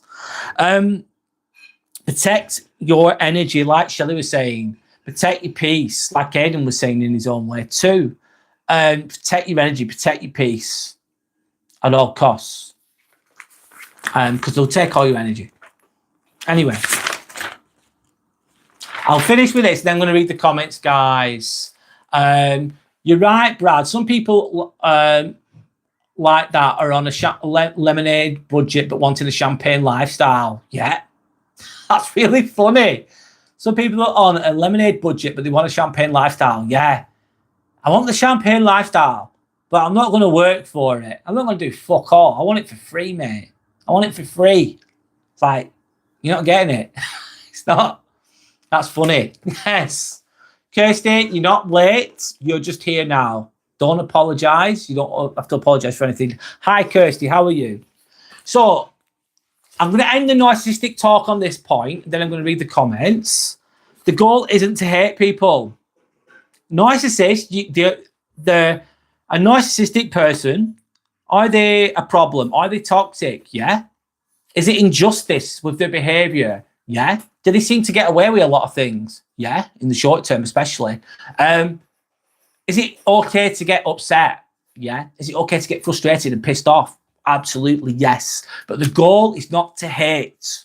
Because if you're going to hate that person, they're going to be living rent-free in your head. You're going to be thinking about it all the time. All your energy is going to be pissing out of you because you're just too fixated on hating that narcissist. It's learning your lesson. You might get burnt, and then walking away and just focusing on yourself. Not be living with the hate. It's the key is to recognize the unhealthy dynamics early on, to spot it early on. If you've been through it, it really, really helps. You can spot it. You can spot it, honestly. If you educate yourself, and if you've been through it, especially if you've experienced it firsthand, narcissistic abuse I'm on about, being with a narcissist, then you've got these are great lessons in life. They're hard lessons, but they're great lessons. And the healthiest people usually don't need to constantly prove who they are. The healthiest people don't need to tell you who they are. They just are. You know what I mean? A truly confident person, a healthy person, doesn't have to brag. They don't have to go on and on about themselves. I'm not on about, it's okay to fucking give yourself a pat on the back sometimes. I'm not saying that. But real confidence is calm. Real confidence doesn't need control, doesn't need to control others. Anyway, I'm going to start reading the comments now, guys. Sorry I've gone on a bit there. I've done an hour and a half on the topic. I'm now going to just... This is easier for me, actually. It's easy for me to read the comments. And that's what I'm going to do now. Look, Arnold, are you gay? No, I'm not gay. I'm not into it. Are you gay? And if you are, it's okay. It's okay to be that. But I'm not into that, lad. But maybe find something. There's lots of things out there for you if you are into that. And it's okay if you are. Whatever. It's a bit of a rude thing to say to somebody, isn't it? It is. It's a bit of it's showing insecurity from you, though, isn't it, really? That's on you. Giving it back to you there, lad. Giving your gay question back to you. Ask yourself that question. Maybe it'll bring you happiness if you want to go down that road. And I hope it does. Anyway, Leeds United lost, West Ham 3, Leeds 0. Oh, shit. Who's been relegated? Interesting. I've not been following it closely, Kirsty. Let me know. Aidan is then saying, wasting the effort on them rather than you is putting yourself last. Yes. Wasting your time and energy on a narcissist, for example, or a toxic person, wasting all that effort, all that energy, all those thoughts, Aidan, and it's putting yourself last. Yeah, absolutely. That's really wisely said and true. Loic saying, bro, I'm not your bro, Loic. You've fucking come onto my live and you've been rude. You've been rude. Don't call me bro. Ain't you, bro? That's not... You sound very young, by the way. But the adults will speak. The adults will speak. Anyway, Shelley's saying, nothing will convince me they are born with something missing. Nothing will convince me they are born with something missing. I didn't put yourself first. Absolutely. Aidan saying only in relationships like that, indeed. Aidan saying West Ham. Have West Ham been relegated? Shelley saying, please be respectful. No hate, no religion. Respect the host channel. Thank you. Yeah, no, absolutely, Shelley. Thank you. I'm going to open chat now. And it's a lot easier for me to do as well, if I'm honest. The problem, from a creator's perspective, from my perspective, there's a lot of different reasons why I talk about certain things. But a problem, imagine if I just did community-only lives, right? And I just read the comments all the time. And it's good for people that are joining. People feel heard, they feel listened to, they feel seen, they feel included. It's good to read the comments. But if you just did that, the watch back of the live wouldn't be as good, if you know what I mean. I tried to have content and topics as well. I love doing I love just reading the comments. I love doing, but I've got to have a balance of the two, of reading comments and having content, having topics. Let's say. Aidan, you're a very wise and nice person. I agree, Shelley, 1000%, 1000%. It comes across very well. You've had a very busy day today, Kirsty. What have you done? Have you watched? Obviously, you've watched the football. You're a Leeds fan, aren't you? Of course.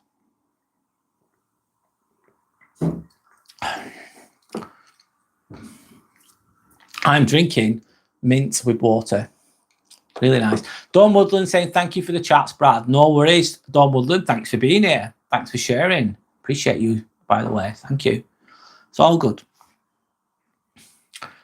Brad, you have plenty of topics and content. Yeah, I try to. It's not just the watchability of the content. It's just like I like talking about those things. I think it's important. I think it's important. Well, some of it at the very least. It depends on. Some things are more useful to others depending on what who the person is and what the topic is. But I'm saying thank you, Shelley. I just try to be the best, to be a good person to everyone always. Only 31, too, still a baby. Have you found Aidan? Yeah, I'm 43, mate. How have you found your 30s so far? I like my 30s, by the way. I'm enjoying my 40s as well, by the way. My 20s were a fucking mess, though, Aidan. Don't know about you, but my 20s were very big ups and big downs. Really, really messy. But when I got to my 30s, I really came into my own a little bit more. It's much better. I was much more well-rounded when I got into my 30s. And then that's continued for me personally. But everyone's different, of course. Everyone's got different stories, different perspectives. Boiling Frog, hello, how are you? Hope you're okay. I'm just reading comments now, guys. You can, if you want to bring up the nicest topic, you can do. You can bring up any topic you want now. This is open chat, by the way. And we're just going with the flow, with the conversations. You're not so great, Don Woodland's saying. I'm sorry to hear that. By the process, I remember turning 30 like it was yesterday. I'm almost 60 now. Shit. Goes fast, doesn't it? You think, oh, it's gone. It's gone.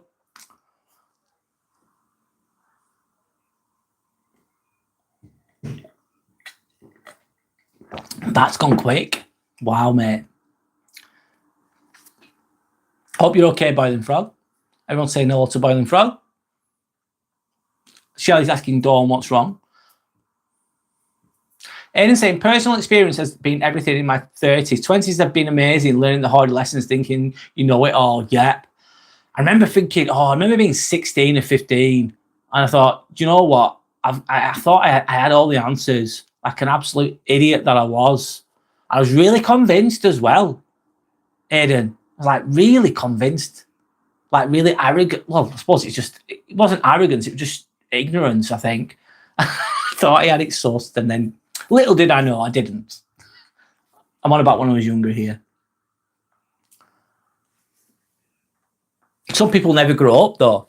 They just stay stuck. Don Woodland saying, he's cut his toenails in the kitchen this morning. It made me feel sick. Is it just me or is it disgusting?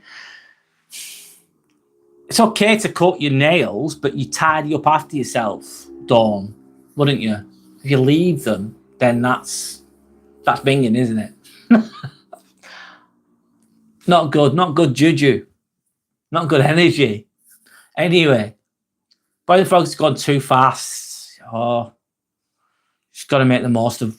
We've got to just make the most of fucking what we've got, mate. Easy said than done. It's making the best of whatever. Just keep going, and I don't know. It's not always easy, mate. I wish it was, but it's not. Anyway, I'm quite warm today, guys. But anyway, it's nice. Casey's saying I had to wake up at 6 a.m. today and I had to go to work and then go shopping, then watch the football, and then made dinner for the family. We had roast dinner. Bloody hell, Kirsty, you've smashed it. So what, Kirsty? Please, will you have a rest? Will you do me a favour? Or do yourself a favour? It's up to you, but you've done loads there. Please take it easy. Are you working tomorrow? Is the question. I hope you have a day off, or at least one day off. Sandra's got a challenge. Okay, what's the challenge? Anyway, Shelley, where did it all go? The time. I know. Same issues, thanks for asking. Sorry, Dawn. Hope you find a way through it. Anyway, Kirsty, that sounds like a fulfilled and productive day. Bravo. Boy the Frog says hi to Aidan. Shelley said, Sandra, go ahead. What's the challenge? What? I like it. Name one I'm going to just pin that, Sandra. Name one positive thing about today. The one positive, I said, got a few. I've got more than one. I've had a good day. I had a really, really, really nice meal. It was like it was like a barbecue. It was made on the, have you heard of those Ninja grills? Sandra's made some chicken and some sausage and some roast potatoes, but it's like barbecue sausage, barbecue chicken, like feta cheese, roast potato, salad. It was really, really nice. That's one positive. The meal was lovely, really tasty. Another positive is that I've been to the gym, worked out. Another positive is that my energy is really good at the moment and I hope it continues, touch wood. Yeah, and another positive is that it's Bank Holiday Monday tomorrow. So there's my positives. And I'm doing this and I feel good. So I'm grateful. Thank you, by the way. Thanks to everyone, by the way. There we go.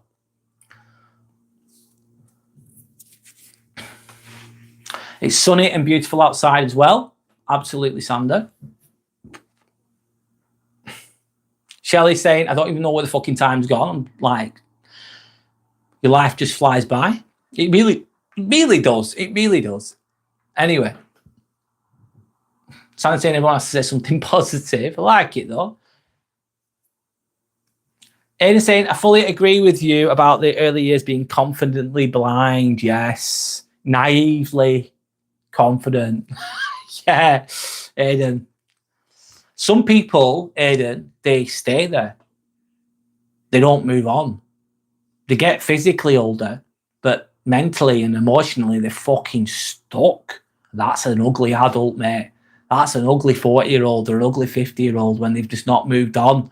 They've not grown. They've not learned the lessons, and they're still acting like a 22-year-old or a fucking 10-year-old.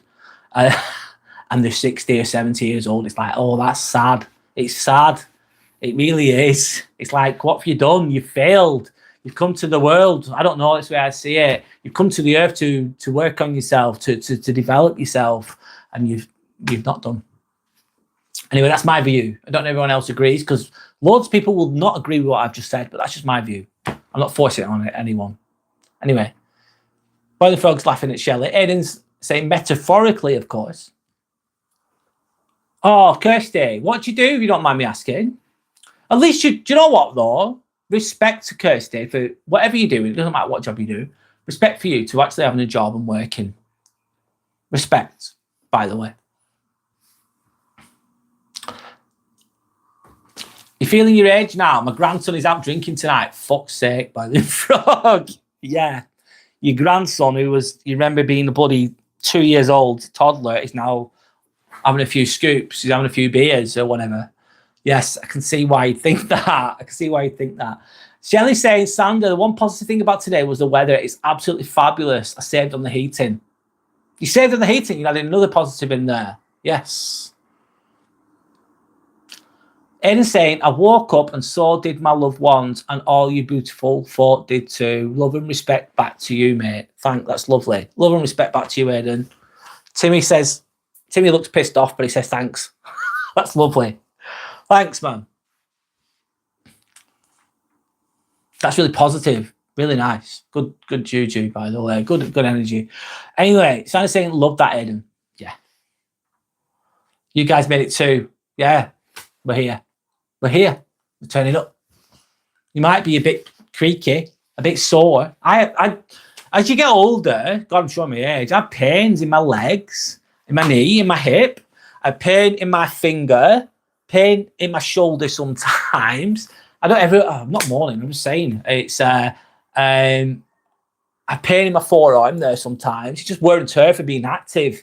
And just like, I don't know, pain in my feet sometimes as well.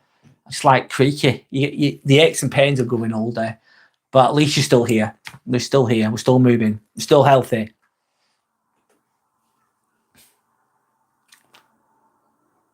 Sandy, you started your cooking channel today. How positive, wonderful is that? Yeah, you made some. Shelley, she started it a while ago, but she started to post on there again, which is positive. And she's posted on there today, which is positive. Yeah, creating something, doing something. Anyway, it's really positive, yeah. You know, is it hotel worker, Kirsty? How long have you done that for? Do you like doing it?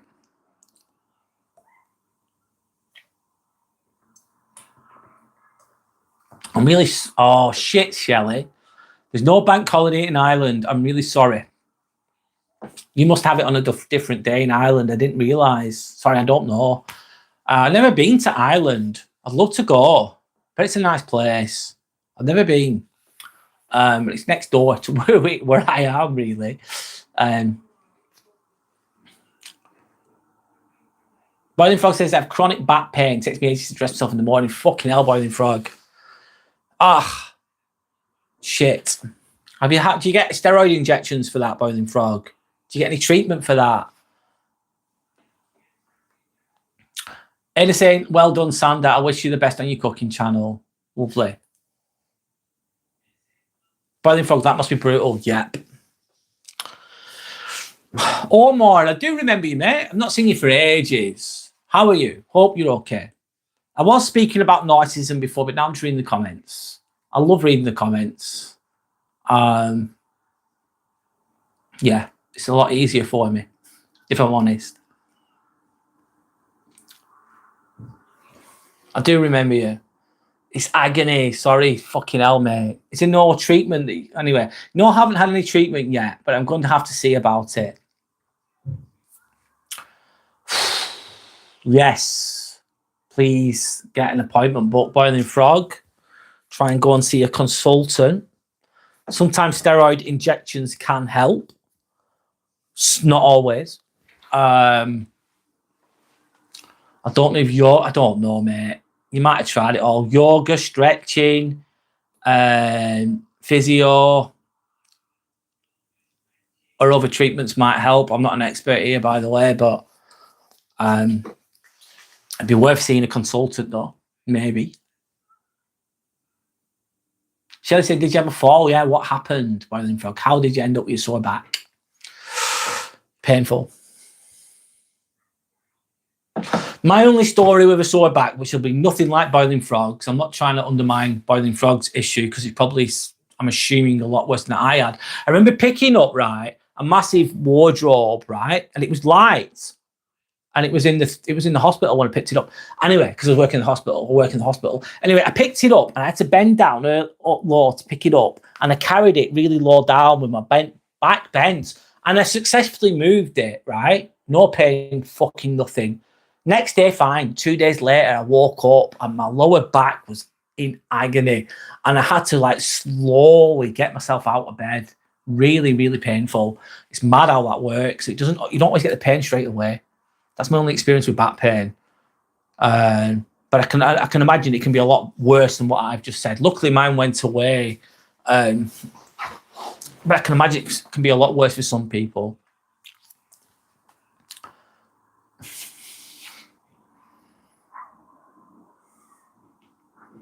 You've got 14 departures. You're busy at work tomorrow. What's your job role, Kirsty, as well? What's your job role?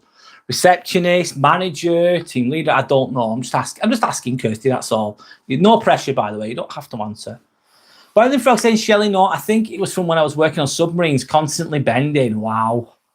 That's, yeah, I can imagine. Accumulated.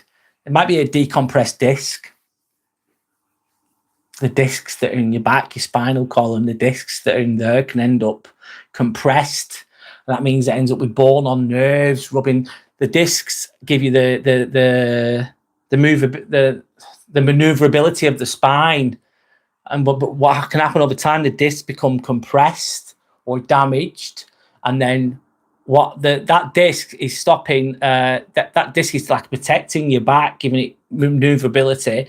Once that goes compressed, the disc, the bone can then impinge on the nerves or the spinal cord or whatever it is and cause a lot of pain. I'm saying it really basically, but that's what can happen. Anyway, Aidan saying, I'm off to enjoy the sunset, guys. Love you all lots. Don't forget to like and sub. Thank you, Aidan. Also, Sander, you should drop a link. Could do with some recipes. Thanks, Aidan. Really positive, man. Thanks for showing the positivity. Thanks for being on here. And enjoy the sun, mate. I'm just going to get a drink, guys. I'm thirsty. It's really hot. Sandra, I've still got my microphone on me. Sandra, I've still got my microphone on me. Get that water, bro. I'm just going to get the water, yeah. I'm just going to get the water, yeah. There we go.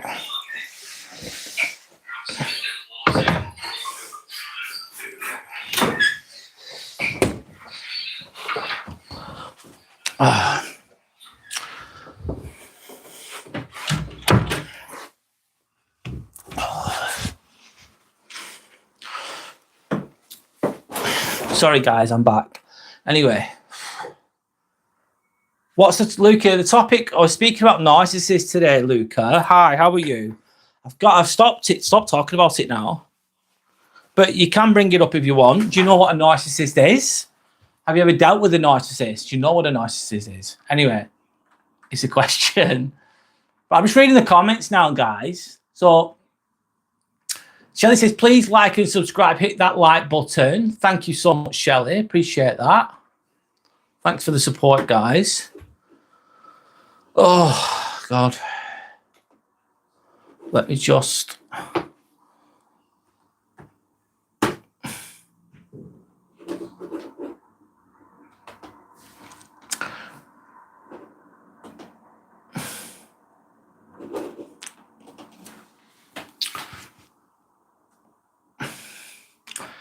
Shelley saying, Boiling Frog, good God, it's like we're on tired. There's nothing as bad. Hope you'll get something sorted. Oh, God, yeah.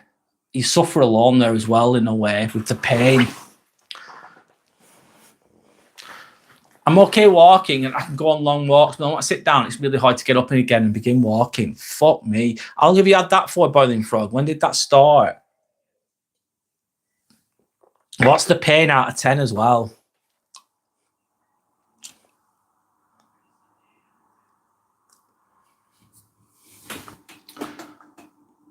Shelley says, God bless you to Aiden. Coming in again. Bye-bye. Goodbye, Aiden. Boiling Frog says, Shelley, yes, it's down to word and tear, thank you. Yeah. Shit. I'm thinking about my own back right now. Sorry. Can we meet Sander? She was on here before. Hopefully she's on here again. She'll be around, I think. Kirsty. Shelley saying Boiling Frog, small and baby steps will help your mobility. Yeah. An artist is an idiot. Okay. Why?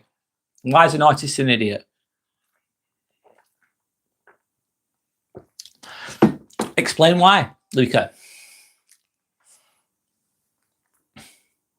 Boiling Frog says, Shelley, yes. I think you're right. Okay. That guy, Kyle, is... Hi, Kyle. How are you? Welcome back, man. Yeah, I'm handling the heat okay. I'm not the greatest at it, if I'm honest. Oh, sorry. I'm just adjusting myself a little bit. Shelley's saying, Boiling Frog, with the good weather, that would help motivate you. Yeah, to get moving again. 3 years ago, the pain is excruciating. Oh, my God. Please go and see someone, mate. Please do. Hope that you do. It can take forever, though, can't it, to get a fucking GP appointment? Then you need a referral to a consultant to go and see you. I hope that you get looked at. I hope you find a solution.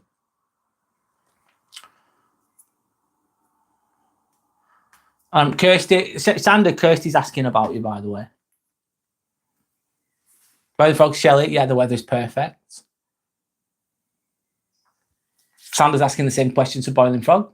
Have you had anyone to look at, get anyone to look at it? Yeah, and also Shelley, yeah. I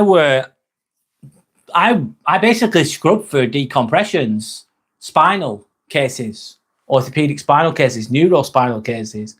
And I wear a lead gown because they do x-rays. And the lead gowns they're quite heavy. So they can work, yeah, I need to look after my own back too. Absolutely. You're going to make an appointment. Good, Boiling Frog. Good for you. So Luca's saying, because some of them judge the people, in my opinion. Some of them judge people, didn't see some type to judge people. I'm just saying, in my opinion. Why? Because some artists will judge others. Not all artists will be idiots. Some might be. Some might be. People will... you'll get judged no matter how good or how bad you are. People will judge you no matter what, Luca. Or whoever. It's what people do. The key is to not be bothered by it. The key is to be not upset. Just focus on yourself. Okay, saying, I've got to leave now, Brad. When's the next live? The next live is tomorrow, about 7 p.m. I go live on Monday evenings, Friday evenings, and Sunday evenings. I go live 3 times a week. That's the most I can do currently. Anyway, hope your day goes well tomorrow, Kirsty, at work. No worries, Boiling Frog. It's all good, mate. I couldn't emphasize with your pain, honestly. Yeah. Anyway, Shelley saying Boiling Frog, yes, go and get it sorted. God bless. Hope you get it looked at. Zach Geography. Hello, Zach Geography. How are you? My name's Brad. Nice to meet you, by the way. Hope you're okay. We're just chilling now, mate. See you then. No worries, Boiling Frog. Enjoy the rest of your day. Hope you get well soon. Thank you. Enjoyed the stream. Thank you. Respect. Fist bump to you.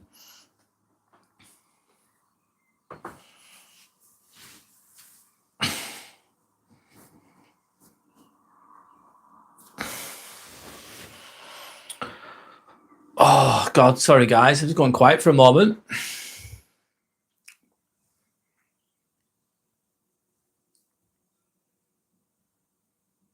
No, by the frog, I'm not ending it.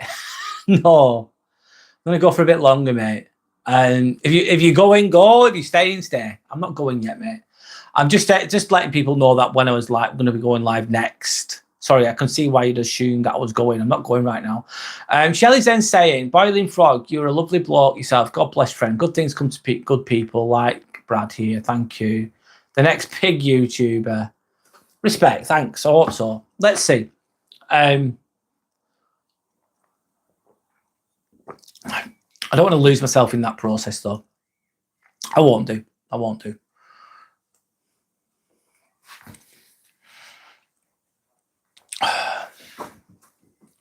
I'm just relaxing now, guys. I've got really nice water here. It's got like lime, strawberry, etc. Mint. It's really nice.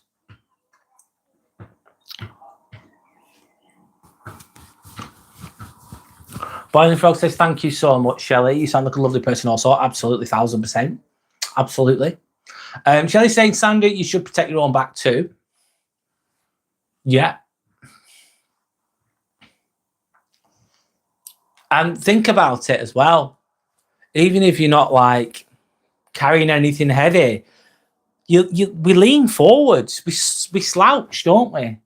We slouch. So that slouching movement, without lifting heavy weights, without Boiling Frog who used to work in the submarines, even without that, just a natural sitting position, most people slouch. And that is just putting pressure on your spinal column, isn't it? Your discs. And over time, over years, they get compressed. Therefore, ending with pain and other issues. But that drink is very refreshing. It's really, really nice. Oh, it's so nice. Sanders made it. Sanders made it. Not me. Carl saying, I'm sucker for iced tea in this weather. Yeah. That sounds good. It is. It's really nice.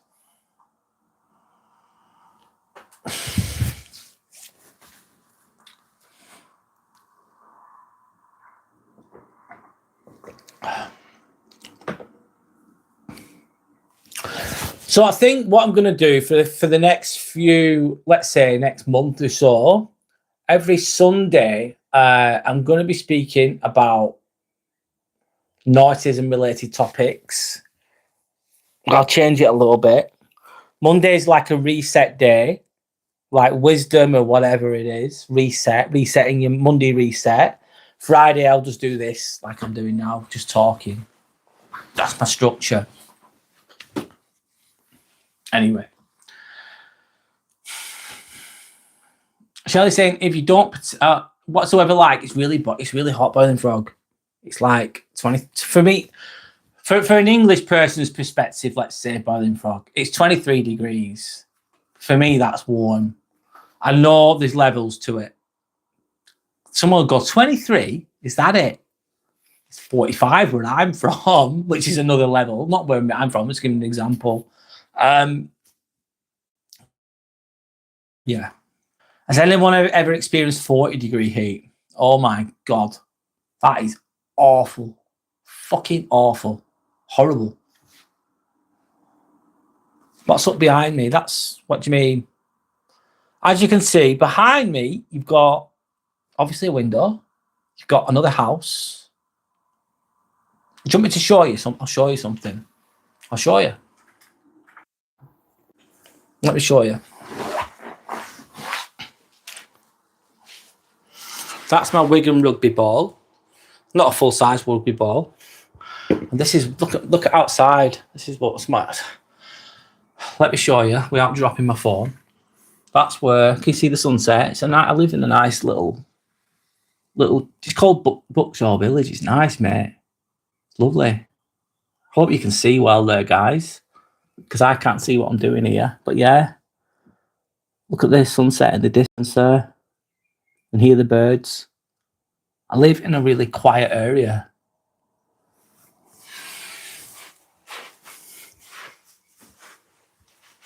Just thought I'd show you. I hope you could see that.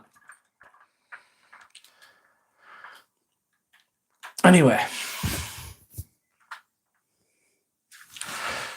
Boiling frog, 30 degrees here in Ireland. Oh, 30, I'd be struggling, Shelley. I'm not used to it. I just melt. I'm honest. Who remembers the summer of 76? No, sorry, mate. I was 82. I got born in 82. Shelley, yes. Sorry, Boiling frog saying Shelley, yeah, it's the same here. I live in Cumbria, north of England.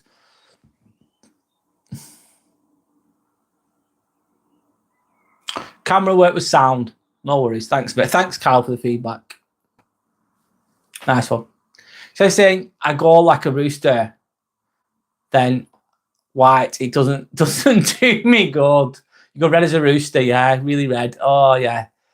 I don't think our skin's great for it. Shelley saying Brad, very peaceful. Peaceful. Thank God for that. Lovely green, well kept. Yeah, it is. It is. I used to live in Blackburn, in the town centre, complete opposite to where I am now. I used to live in a really rough area. And I mean, crazy. People were on spice in the streets. I used to, yeah. Me and Sander would hear people kicking off every night almost, drunk or on drugs. Blackburn Town Centre, it was absolute crazy. So that's what drew us to here. We made this happen. We had to work hard and put our heads down and make some wise decisions to come to a nicer area. That's why we've come here. Peace is really important, in my opinion. Anyway. Carl saying, nice clear sky too. Yeah, lovely. Really, really nice. I'm just going to plug my phone in because the battery will run out. Welcome back, Abe. We're just chatting now, mate. I've gone off the narcissist topic. I'm just reading the comments. Just saying, Boiling Frog, I was 11 then. I was born in 65. Goes fast, doesn't it? Glad you found your place, earned your way there. Yeah, respect, yeah. And you've got to maintain it, obviously.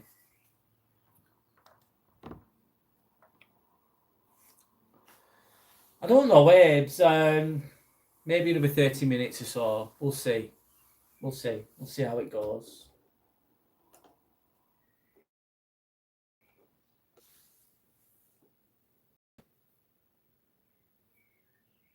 A lot of that everywhere is desperate. You've done well, lad. Peace is everything, lad. Yeah, fucking important, isn't it? Really is. Really, really is.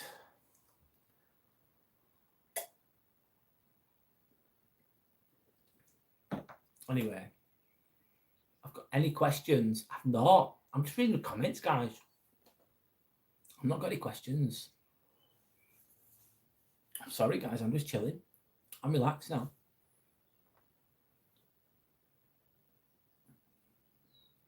So, Ben Frog says, Shelley, right. I was born 67. I was 9. I remember that massive thunderstorm at the end of the drought. Wow.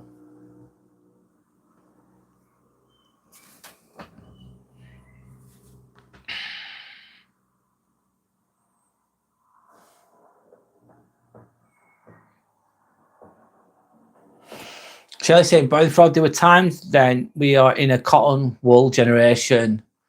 Yes, we are, Shelley. Fucking hell. I agree. Very weak society. Gone too far. I agree.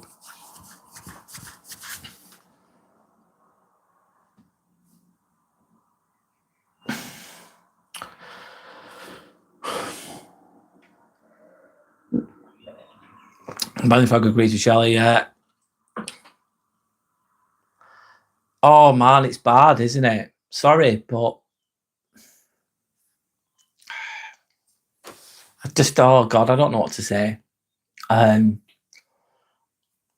I don't think obviously I was born in 82, a bit after you guys, but I think that, I don't know, it's just the kids aren't all right anymore. I feel like it's gone too far. There's not a discipline to an extent. There's not, I'm not saying discipline being, I don't mean discipline in a bad way, because discipline can be too bad.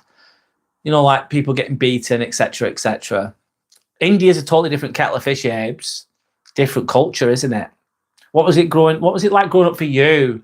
I can imagine India being a bit more old school.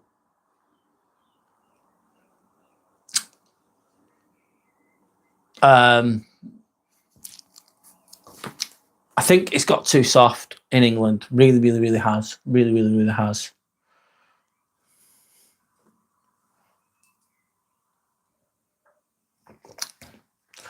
Asia said, I've just started following Sanders' cooking page. Oh, thank you.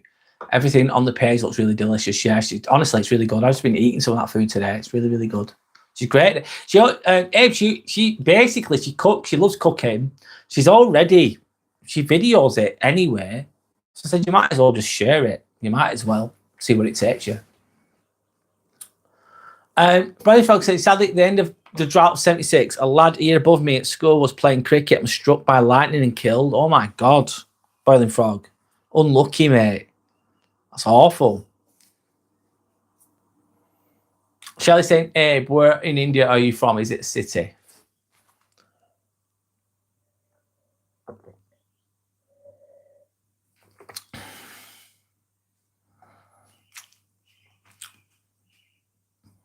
He was only 10 years old. That's awful.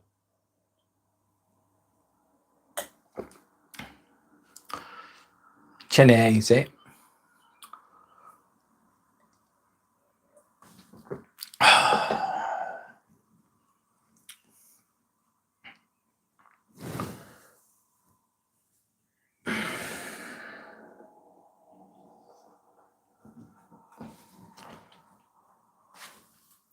I'm going quiet for a moment, guys. Sorry. I'm just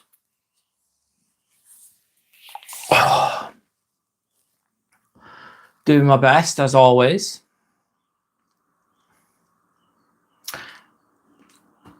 I'm going to slow down a little bit, but I'm going to read the comments. Timmy says hello, by the way. Timmy's just chilling in the background. We're just relaxing now. Abe, I would imagine it's a very big population in Chennai. Yes.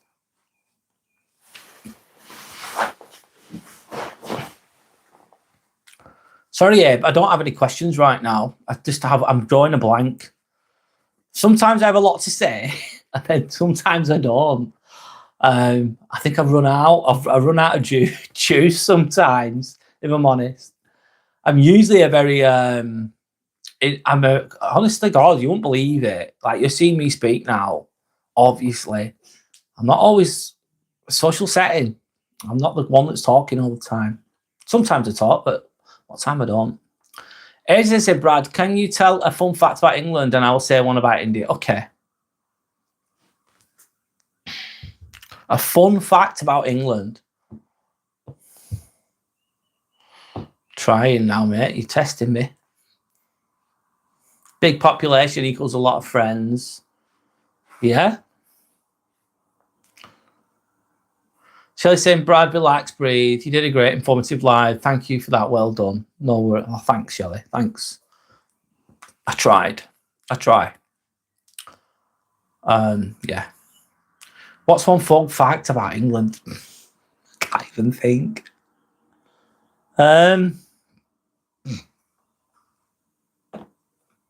My mind's going blank here.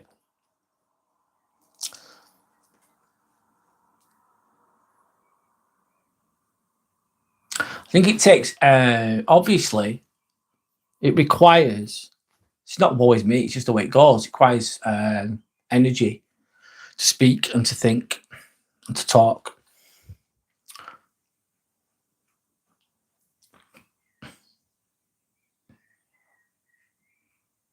It's saying, okay, I will tell India. India doesn't have a national language. I didn't know that. Interesting. Does it not? It's a different types of, is it? I don't know. What is it then? I don't even know. I'm sorry, Abe. I'm drawing blanks here, mate, with your question. Something will come to me eventually, but right now I'm drawing blanks. Krishna, hello. How to identify narcissists? Yeah, we were talking about narcissists before. Right now, Timmy says hello to STRX Cookies. Hi. I'm just chilling now, mate. I've been speaking about it for about an hour and a half. And now I'm relaxing. I'm reading the comments.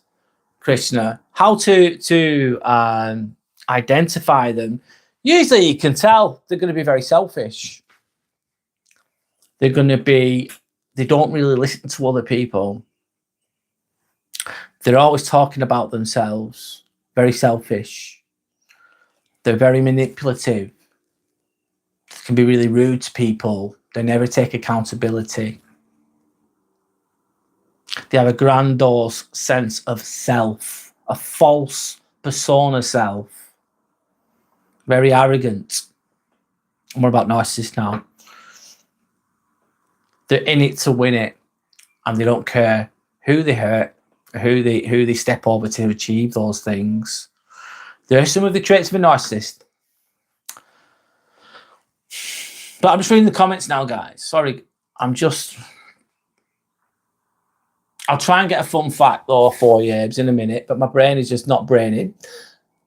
Shelley's saying, I can tell you one fun fact about Ireland. I can't speak Irish, never could, hated it at school, hated school. I learned when I left through books. Is that Gaelic? Is it Gaelic? The language, Shelley? Correct me if I'm wrong. Hi, STRX Cookies, anyway. How are you? Last time he was on a bike ride, yeah. He was on a bike ride. He's taking over the fucking... He was doing the Tour de France. He told me he won, by the way. He won the Tour de France. He said it was easy. He said it was fucking easy. I'm joking. Krishna's saying also, which areas around South Kensington area in London are safe? I have no idea, Krishna. I think London, I'm not an expert on London, but I think it's gone downhill. I think it's rougher and more dangerous than it used to be. However, I don't know anything about Kensington. I'm not from London. So I couldn't answer that question. Anyway, must be a tired fella in the bike. Yeah, absolutely. Boiling Frog saying, in a nutshell. Okay. Shelley's then said, hey, what's the national language then? If it's English, and what's the other one? Thank you. India's national language is Hindi. Ah, no. Yes, correct. Can't spell it though. Fun fact about England. Fish and chips is not actually from England. English people love fish and chips, stereotypically. It's not actually even fucking English. I don't think it really originates from England. I don't think. England is, God, I'm going to say it. It's a bastard country. England's a bastard country. Why is England a bastard country? That's outrageous. You could think, Brad, to say that. Well, why is it a bastard country? Well, think about it. It was ruled by the Romans. It was ruled by the Vikings. It was ruled by the Normans, aka the French. Anglo-Saxons. It's a mixture. It's a mixture of all these different people that ruled the UK, England, say, at one point in history.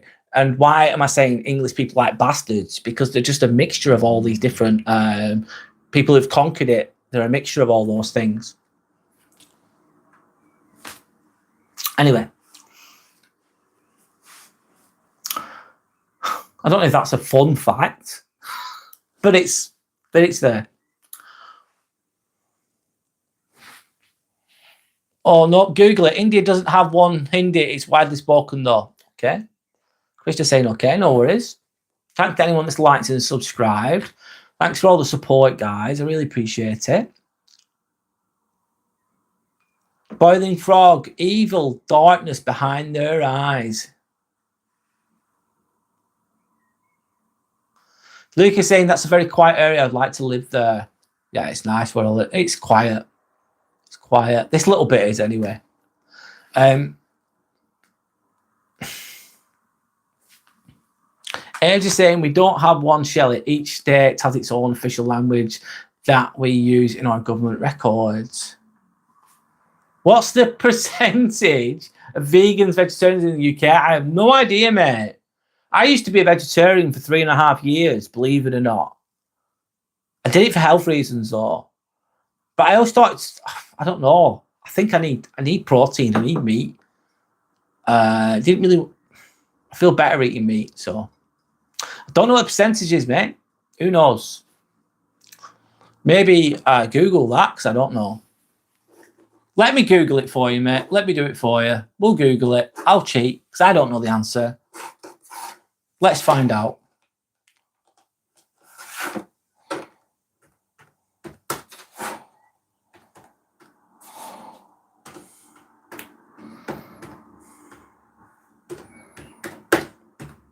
I'm using my PC here, typing with one hand.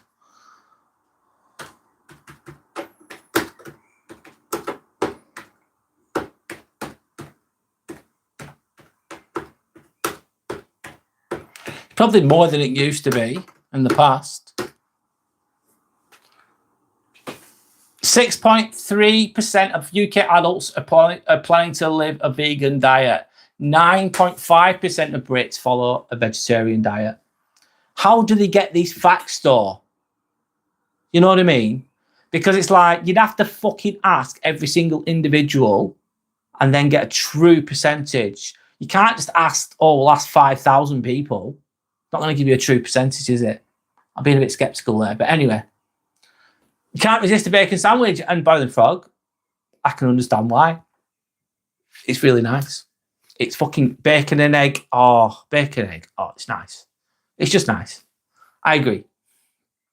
Each their own, though, of course. Shelley saying, Brad, so is Ireland gone to the dogs, brutal politics. Shelley, it's fucked. I'm sorry, but it is. And in my state, our official language is Tamil and English, Shelley. Yeah, Abe's, your English is really, really good. Really good. Shelley saying that's interesting to Abe. 7%. I don't know. I'm not sure.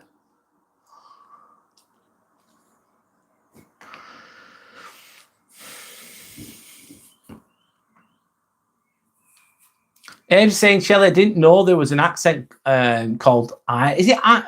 Sorry, Shelley, please educate me, because I don't know. What's the language called? Is it Irish or Gaelic? I don't know.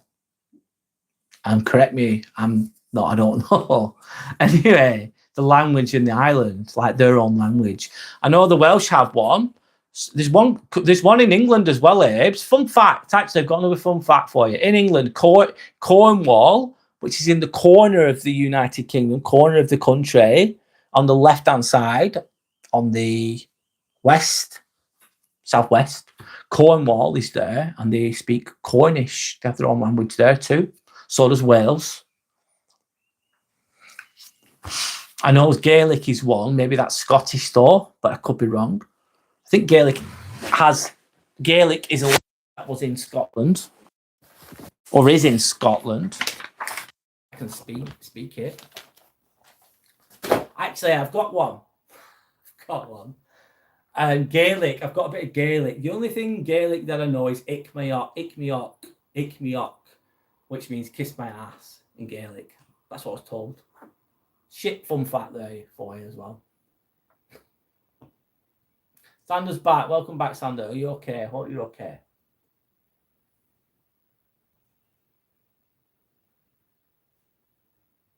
Gaelic, yes.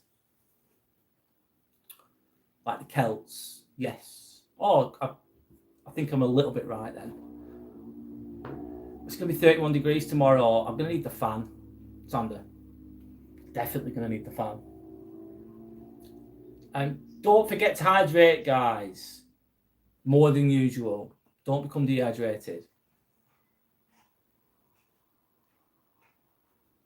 I also know one of the oldest languages in the world. What is that? Latin? Or is it something else, Abes? Anyone that's watching, I'm just reading the comments, guys. I'm just relaxing now. My name's Brad, if you've never met me before. This is the Inspirational Ambivert channel. Thanks to anyone that's liked and subscribed. We're just chilling, relaxing, just chatting away. No pressure. That's it.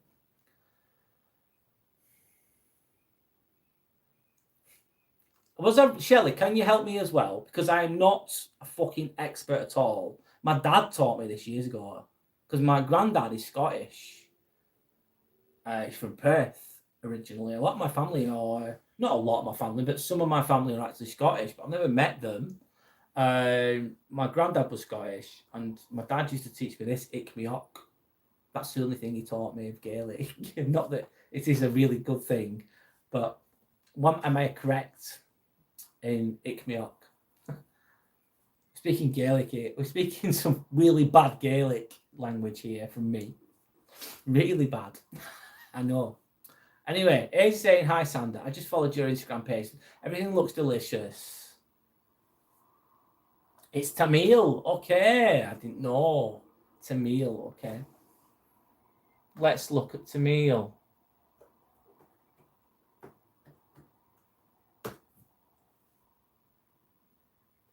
That is a Dravidian language native to South India and Sri Lanka. Okay. 300 BC. Wow, that's really old, Abes. The Tamil language. Shelley saying Latin correct. Brian saying my late grandmother was from Dundee. Was she? Paul, welcome back. Bro, the hunter in Minecraft is messed up. I don't know who that is, mate. I never played it. Man. I know it's a big game, but I've never played it. So I say thank you to Apes. Welcome back, though, Paul. Hope you're okay.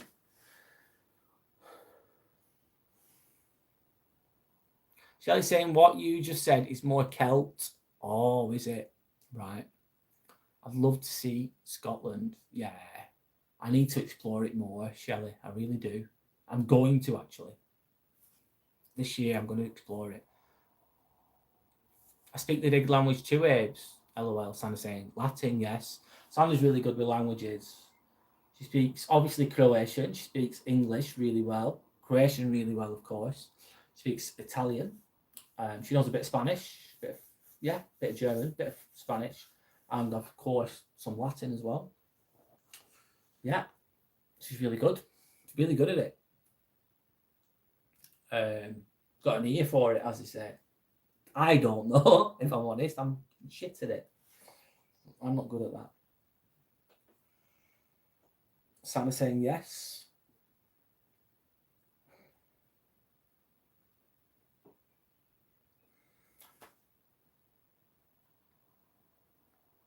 So, Shelley's asking, Sandra, what's your best dish you've ever cooked? And what's your biggest disaster in the kitchen? Good question.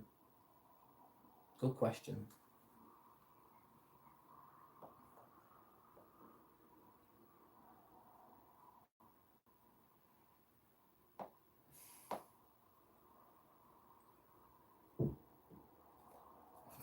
Put it on me.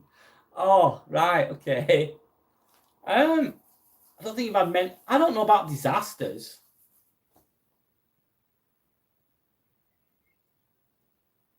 I'm trying to think. Sandra, you'll answer that better than me.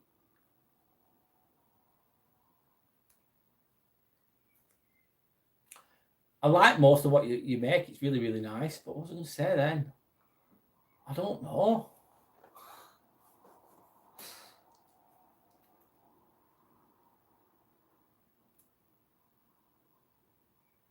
Oh. My best dish is creamy garlic pasta sauce. Do you have chicken with that, Yorick? Are you still in the park, Yorick? Hope you got back. Hope your bike's okay. Or I hope you got back home safely. from the park.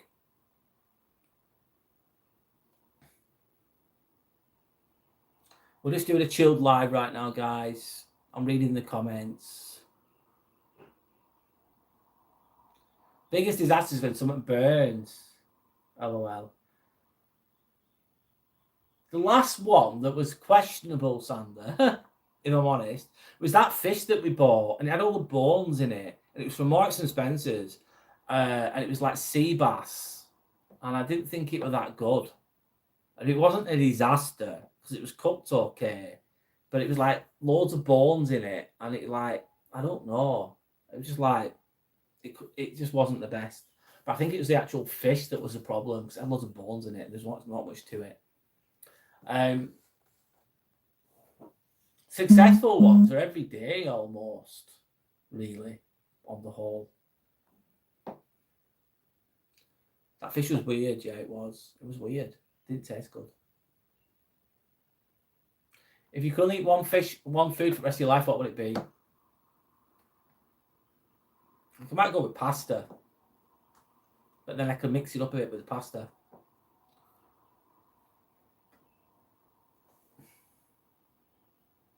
What was the last time you ever felt...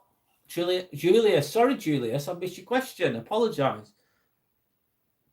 When was the last time you truly felt at peace and why? Do you know what? I'm pinning that.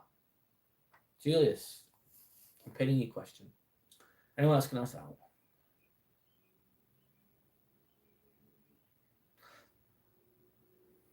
When was the last time I truly felt at peace? You know what? Honest to God, Julius, I work in the hospital. I work as a scrub nurse. And I'm getting better at this, Julius. I'm not perfect, but I'm getting a lot better at it. And I was in the theatre, of course, because that's where I work. And I just sat down and I was just like really calm. I was just in the moment. I wasn't bothered by anything. And I felt at peace. And I just felt like I was floating around, walking, but just like really calmly. And that's how I felt yesterday for a long period while I was at work. And nothing really seemed to bother me. I was just doing things. I was just doing my tasks, but calmly and without much effort, without much stress. And I felt at peace. That's when I felt at peace, which was yesterday. Right now, I feel at peace. Yeah. It's brief moments, though. Let's be honest, Julius. There'll be more like, obviously, your thoughts run away with themselves or whatever. But I can hear birds in the background. You can hear cars as well, I know, but you can hear the birds, hopefully. So, yeah. And why do I feel at peace? Because I just like appreciating the moment and letting go of things, not being upset with anyone, not being angry at anyone, not really needing to prove myself. Not feeling like I have to perform for anyone. Like even now, just here speaking. I do this all day, peacefully, calmly. It's nice. It's nice when you can just be your fucking self, man. Fucking, it's great. I love it. So that's peace. Just being your fucking self, not performing. Fuck, I've had enough of performing. I think we've all done it. Imagine that. I don't really like drinking anymore. No disrespect to anyone that drinks. If you drink, whatever, good for you. But I can't be arsed with it. It's my choice. And what an example of performing would be, you get the family together and they love drinking. And they want you to drink as well because they want you to be on the same level as them. But you don't really like it. But you do it anyway. Even though you've not drank for 6 months. So you drink just to please them. You're performing for them. And then it drains all your energy. You feel shit. You've performed though. You've performed in that. That's just an example of performing. That can take away your peace because it's not truly what you want to do. Anyway, that's my little speech, Julius. Great question. Thank you for sharing. Anyway. Chicken and pasta, boy, if I was going with. So I'm saying I love garlic. Biryani, I love biryani. Mutton. Is that lamb biryani then? I love biryani, by the way, Abes. That's my favourite type of curry, biryani. Chicken biryani. Imported Baby. Hi, Imported Baby. Welcome back. How are you? Nice to see you, by the way. Fishy fish. Yeah, it does sound a bit fishy, that, mate. Go with the joke. Something smells fishy here, yeah. Yeah. When my exam got over and my results were not declared, did you feel peaceful then?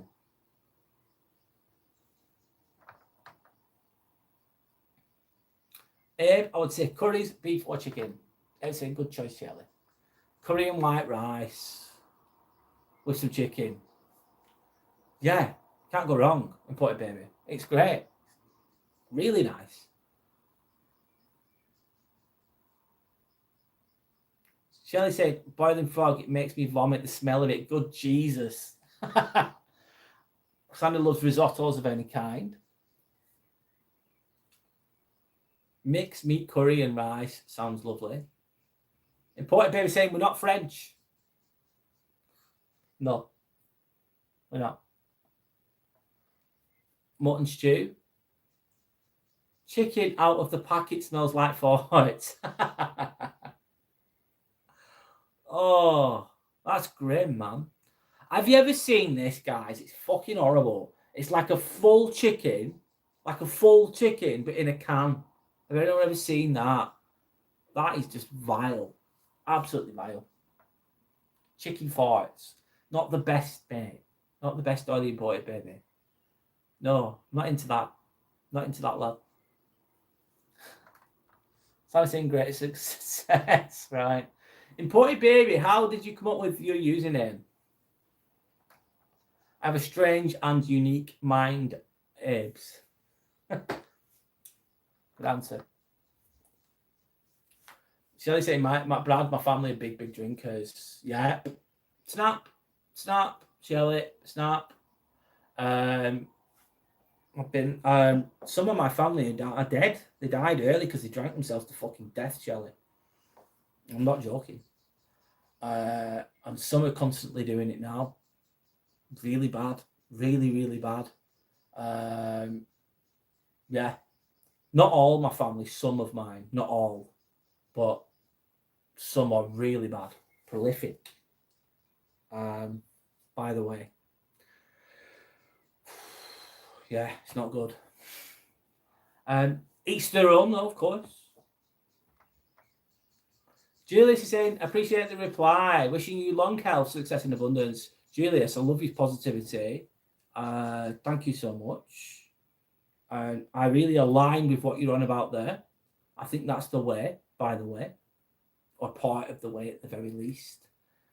Wishing you long health and success and abundance too. Respect to you, by the way. I love that.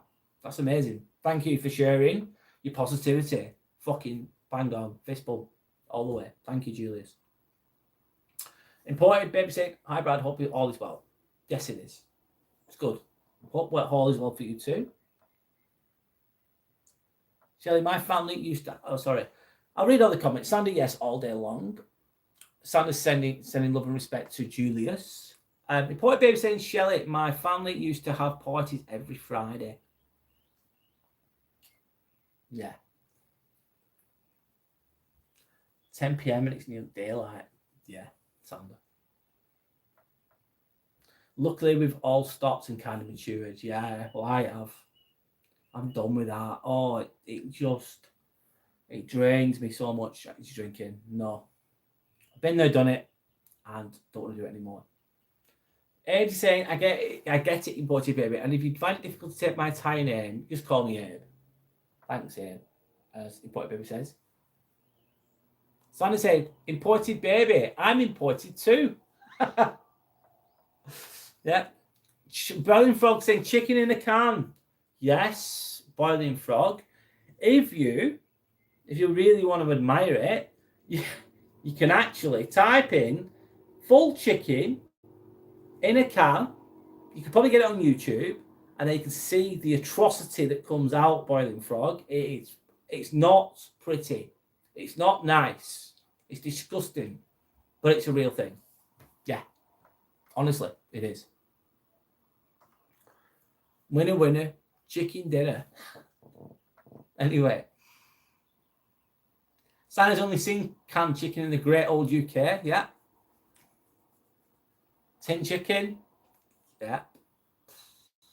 Spam is nice. My opinion is it's not, but it's their own. Not for me, spam. No. But some people like it. Of course. You're not missing out on much. Shelley's imported too. Welcome. Thank you for being imported.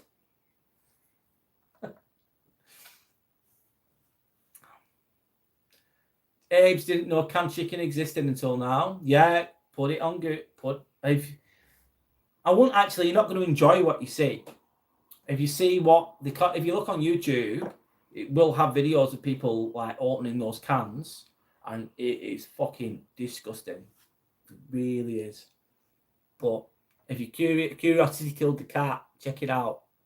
I actually advise you not to check it out, but if you want to, you can. Ames, you're better off not knowing what Brits eat. It can be bad sometimes. Mine too, Shelley saying chronic alcoholics, swear to God. Yeah.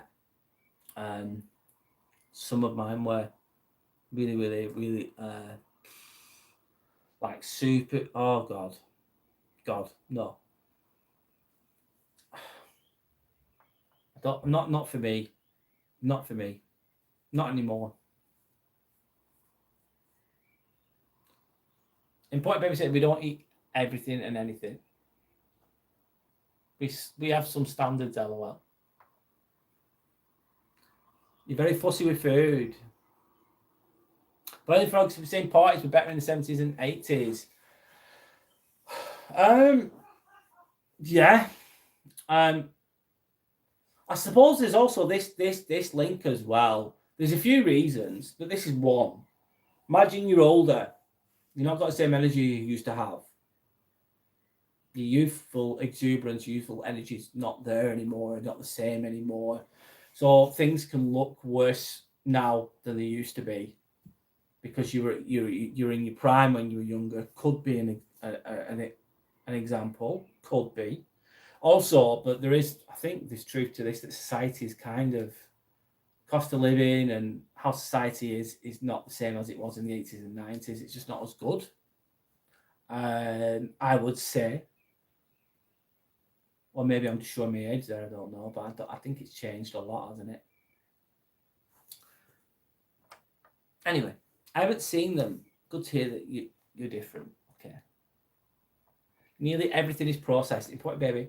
True. And there's a lot of health issues because of that. There is. Too many highly processed foods are being consumed by the masses on a consistent basis, resulting in health implications, etc., etc. But anyway, Brad, I agree. Fuck that drink. Yeah, Shelley, fuck that drink. No. Nah, it's not worth it. Not for me anyway. Not for you, of course. The Brits conquered the entire world for spices and refused to use it in the food. Abes, yes.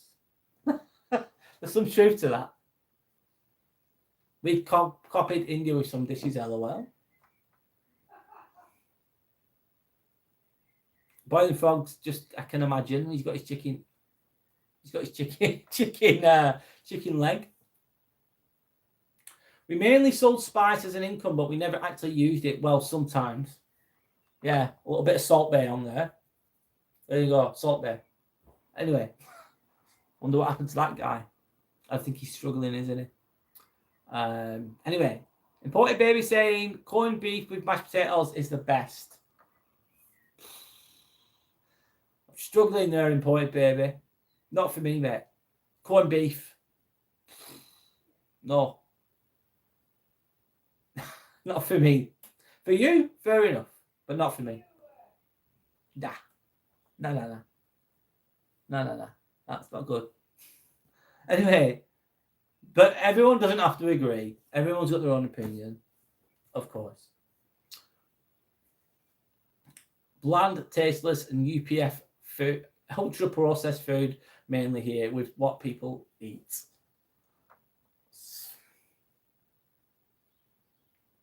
Shelley's saying spam. Holy God, it's the worst. My dogs won't even eat it. Like, fuck that. We're not eating this. Oh, listen to this. Me and Sander once got a Chinese years ago. And I had a dog at the time. I was living with my parents at the time. Had a dog, a Jack Russell, and we got like a chicken rice, whatever. And the dog wouldn't eat the chicken. The dog wouldn't eat the chicken in the curry, in the Chinese. It was fucking horrible. It was fucking shit, absolutely shit. And the dog wouldn't touch the chicken. And usually the dog would fucking eat anything. So it says a lot. It says a hell of a lot. Even the dog knows it. Like, what is this ultra processed fucking shit? I ain't touching it. That's when you know the food's shit. Anyway. Your dogs have great taste, Shelley. Sander's saying to Shelley. Anyway, yeah. They have sophisticated snouts. They know what's fucking real and what's not. Anyway, Lucas saying just a little bit confused. We're not talking fine people, or are we spamming people when? No, spam, not spamming. Sorry, Luca. Spam is a food. We're talking about spam as a food, not spamming. That's another word, isn't it? Spam as a food. It's in a can. It comes in a tin. It's Google it or ChatGPT it. Then you'll see the wonderful images of spam. Anyway, never had corned beef with mashed potatoes. Have to try that. No, thanks, man. I've tried it. I don't like it personally. Tinned ham? Fuck that, lad. This is like the worst meal ever, isn't it? Like the worst fucking disaster ever. Brad? Yeah? If you bring corned beef into our house, it's over. Right. If I bring corned beef into the house, it's over. So if you can send me some corned beef, get it now. Get it now. I want the corned beef. Timmy says, I like corned beef too. Corned beef, corned beef, corned beef. I'm joking. Yeah. If you can send me some corned beef, we're going to be happy fucking days. I'm joking. I'm joking, Sander. Anyway. Are you from the UK? Potty baby, where are you from, mate? You don't mind answering.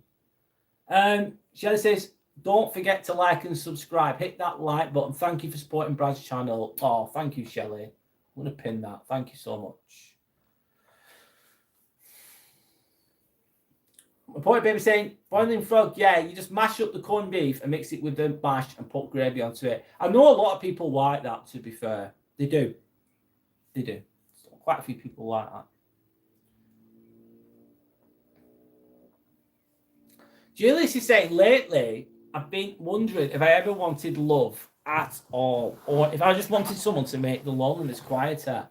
Am I attached to my suffering because it's the only thing that's always stayed? Very deep, thoughtful question. Thanks for sharing.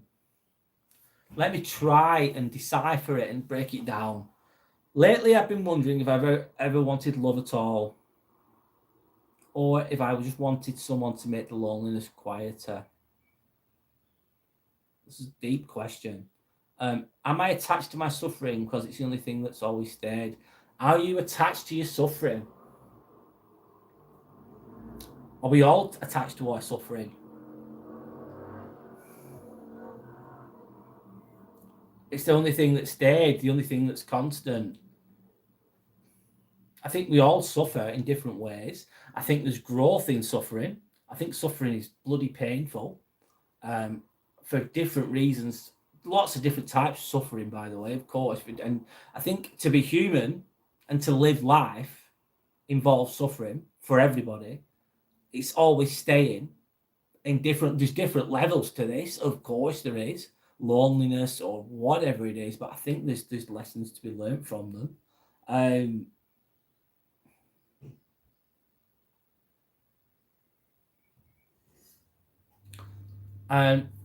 And if you're just wanting love just to take away the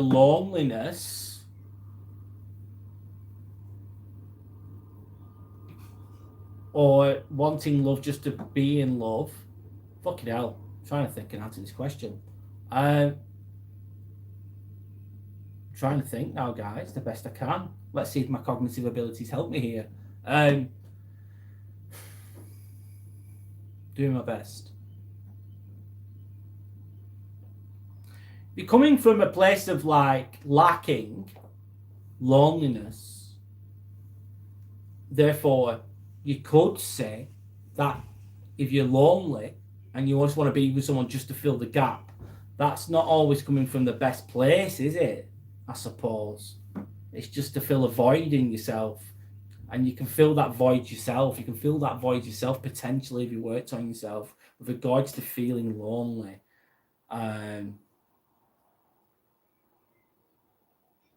That could, if you're just going to be with someone just because you're lonely, that might not end up with getting the best result of it as a partner potentially, because you're coming from a place of lack, maybe coming from a place of desperation. It sounds really harsh, doesn't it? But if you're coming from a place of desperation, if you're in a desperate position, you're gonna make desperate decisions, aren't you? But if you're coming from a place of loving yourself, if you love yourself, you're happy with yourself, you're not lonely, you're feeling good about yourself, you're gonna more than likely attract someone similar to yourself. If you know what I mean.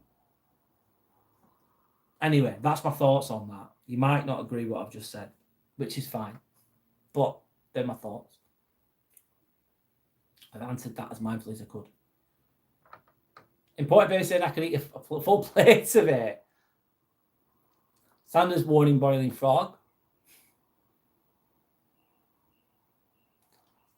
Important baby said, sorry, Sander, maybe you could show me something else. Important baby, love corned beef with mash, only George's. If Shelley likes it. So Boiling Frog says, I'm in. I'm fucking getting that corned beef and mash.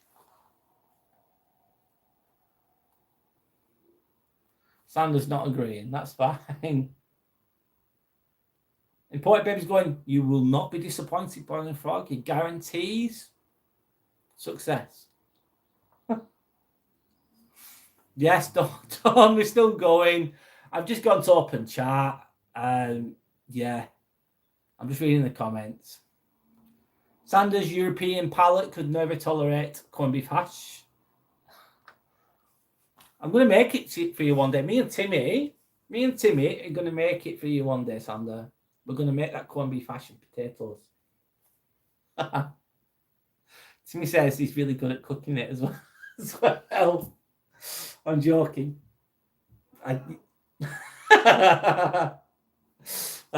Shit. No, I don't like it. Honestly, I genuinely don't. I'm joking, Sander. I fucking don't like it. Sorry, but I don't. But there you go. Important Baby said, Shelley, corned beef on sandwiches is nice too. Has never gone anywhere near corned beef. What? Timmy has never gone anywhere near corned beef. He says he's not happy about that. Timmy hates corned beef.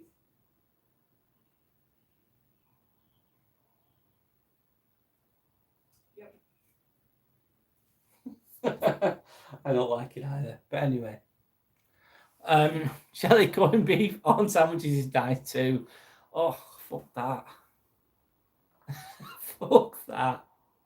Anyway. It's funny. It's good to have different opinions.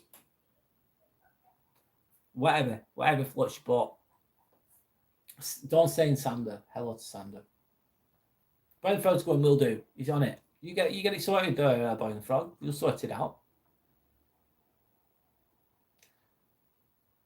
Have you seen Pygmy Goat Pilates?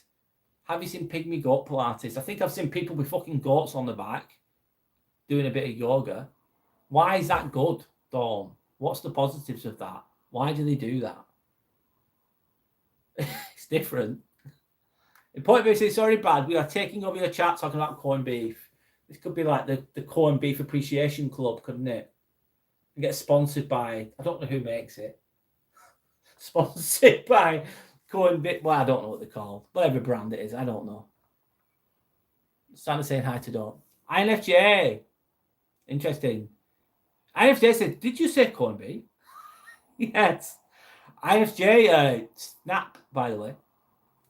MBTI, Myers-Briggs personality test, which is helps you to understand yourself a little bit more. IFJ is what I would be under, by the way. How are you, INFJ? How are you? Hope you're okay. Ed said, Sander, what dish did you enjoy the most? Sander, I think you've told us before the types of dishes you have. Reported baby saying. Sandra's got her own channel on Instagram. It is called Croatian Cozy Home, and she posts some of her meals on there. By the way, if you're interested.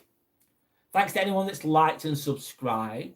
If you're enjoying the chat, I do have Discord available to those that want to, where we carry on with the chats after the live is finished. It's in Discord. There's links to join if you wish to, by the way.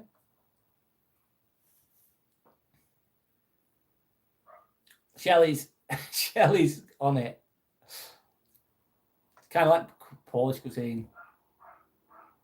Santa saying not another one, LOL, IFJ. Well, yeah, another one of me. Not exactly like me. Everyone's different, of course. Corned beef stew's amazing, IFJ saying. Okay. Dawn is on the corned beef is fucking rank club. I second that. I'm with you on that, Dawn. Other people aren't though. Corned beef, or is it coined beef? I think it's corned beef, but I don't know. What does it consist of? Let's see what the fucking ingredients are to this lovely thing. Corned beef ingredients. Let me see. Obviously beef, but what's absolutely in it? Let's see what it actually consists of. Oh, fuck that. It's awful, man. Guys.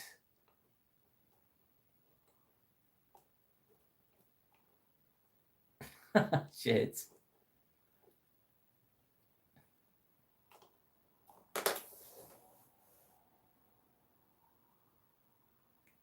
It's got mustard seeds in it, coriander.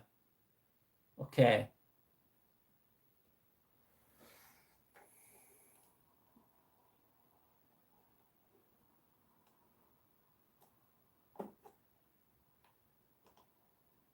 It's called salt beef in Ireland, isn't it?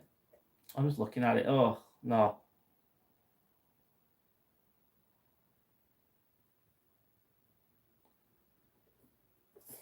Anyway, enough of that. You had minted lamb chops. Tasty. Yeah, nice. Tam doesn't like Polish cuisine either. Corn mixed with meat. Okay. It was probably dog. Probably. Tesco's value mince. That should be banned. INFJ is saying. Yeah, and I'll tell you what's bad as well, in my opinion, of course, is doner meat. Doner meat. That's like all the scrapings off the carcass with little bits of eyeball and lip, all mixed into one meat. Doner meat. Awful. Anyway. It's saying the dog knew something was wrong in the chicken. Yep, it did. Little Fido was not keen on eating Uncle Ralph. No, thought I'm not eating my own. That's funny. Sander's mind is completely melted with corned beef. Who's ever tried dog food? No. I know someone that has. I knew someone that has. I'll catch up with the chat, guys. Sorry.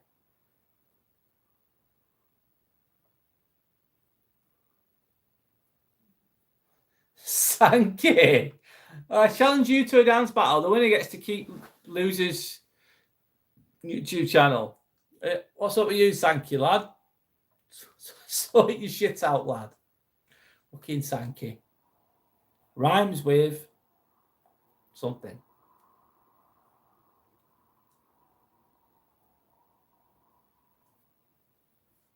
I tried all your horse's food, Dawn. What was it? What was it like?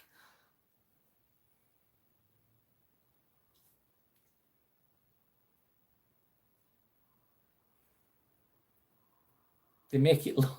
They make it look good. What the horses? The horses think, oh, they make you jealous. Basically, it's disgusting, Brad. It sounds it. What is it? What is it that you feed them? I'm not. I know nothing about horses. God.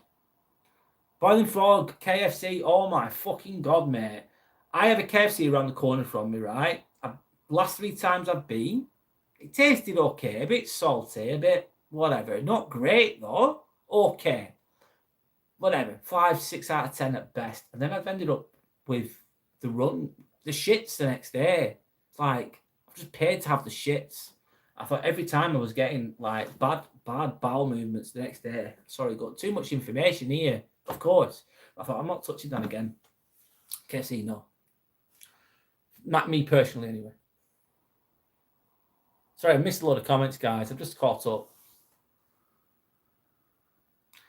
Corned beef sales have gone through the roof. We've imported baby has really sold them to a few of you. Make sure you buy some shares for the corned beef. KFC's not good, Boiling Frog. No, is it? Fuck. It's dog shit. It's never even that. Nah, it's not that good. Does KFC taste different in different countries? I'd assume so. I don't touch it anymore. This chat's funny, good. We're just chatting shit now, in a way, to an extent. Imported baby saying, I'm not a horse, Dawn. Are you not? Dan's saying, Abe, it's shit in every country. KFC is shit in every country. We should get sponsored by KFC. That'd be great, wouldn't it? Enjoy yourself today and shit yourself tomorrow. Get yourself a KFC. Do you like Bunwee? Have a KFC. Do you like Bunwee? Have a KFC. I'm sure. Make sure I'm going to send KFC a little. I might just do a little short of me saying that. And then KFC will go, oh, this guy's great. We'll pay him. He's selling it really well. Anyway, I sat down in the garden, a Scrappy lay on me, and now I'm lying here being the dog bed. Oh. I don't know. I think, yeah. That's nice. That's what I'm thinking. You're still laughing at P-mails. Yeah. The dogs with the P-mails. Smelling it.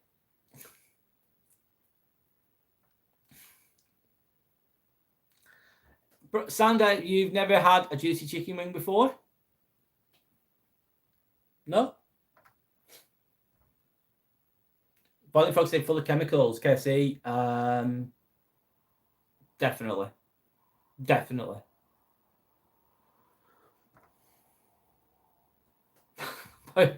Frog saying pebble dash the pan. That's another way of saying it. It's a creative way of saying it, Boiling Frog.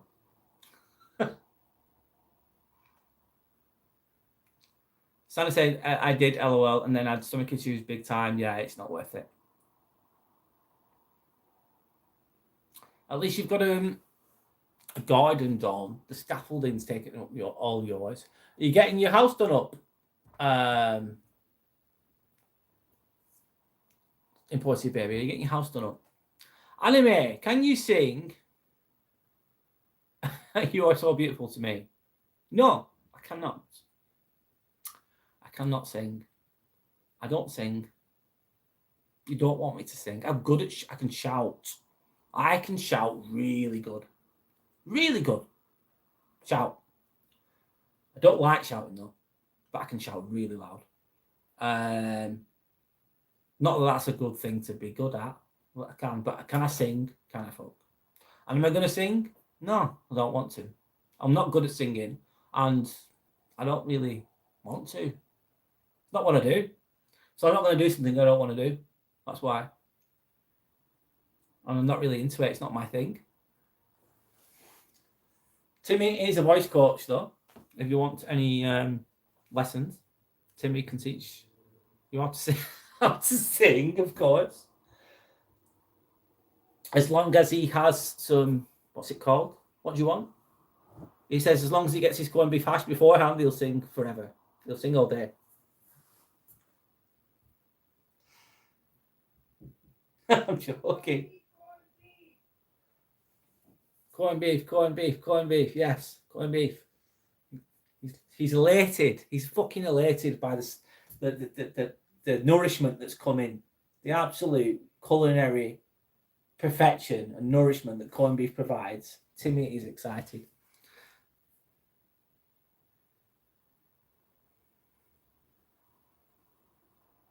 Timmy's an X Factor judge. Shelley likes and subscribes. Thanks, Boiling Frog. Thanks, Shelley. Fresh is best, yeah. As best as you can. Oh, it's nice just to chat and just relax. Oh, it's nice. Brad has the voice of an angel. Yeah, I sure do. Who here loves malt? What, malt loaf? Fuck that. Malt loaf? Are you on about malt loaf, Boiling Frog? You put butter on it. I used to have it as a kid. Malt loaf.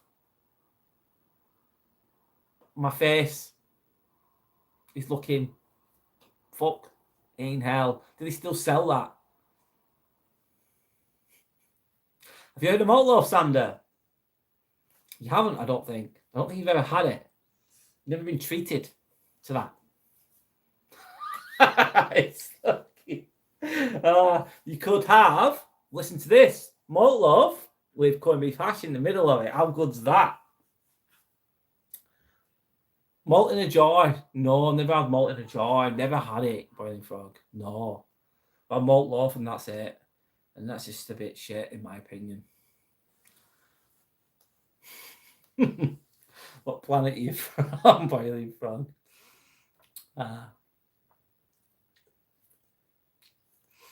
Declare corned beef as a national dish of the UK. We will do. We'll fight for that. We're going to petition.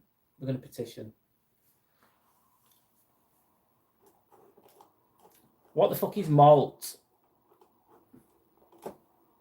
Good question, because I don't really know much about it, because I don't really think about it.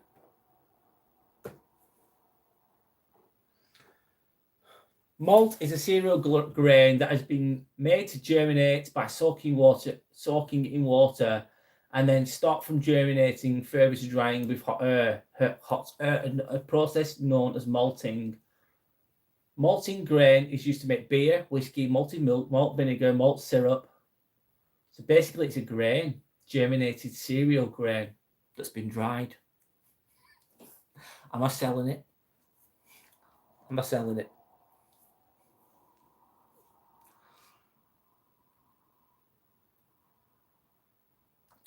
I feed Scrappy and the horses a malt supplement. It's digestive enzymes.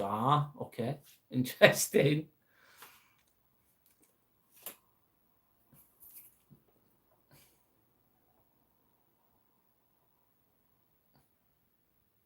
My gran used to eat it. Different worlds, yeah. Malt is bleh. Don't say in. Timmy is the X Factor. Yes, he'll be in the finals. He'll be in the fucking finals with this little gun. He'll be on it. He's probably going to win. Britain's got talent. Britain's got malt and corned beef. That'll probably get us to the final, I think. If we display it well enough. I'll stop with that joke now. Boiling Frog, you're a trooper. Hope you come on again. I really liked our conversations and get that back looked at. Yeah, no worries, Boiling Frog. Thanks for being on here. It's been nice to chat with you. We've had a bit of a laugh. It's been fun. Hope that you feel that way too, mate. Hope you're okay. Have a spoonful of it, you'll be wanting more. Each their own. I don't know. No. Not for me, personally. But I've only had malt loaf and I didn't really like it as a kid.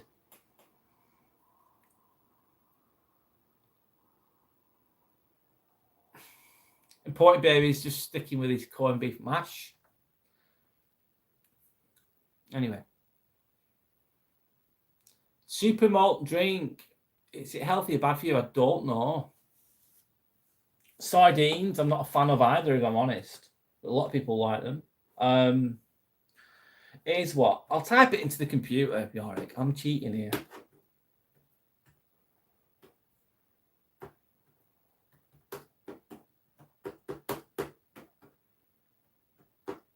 Let's see.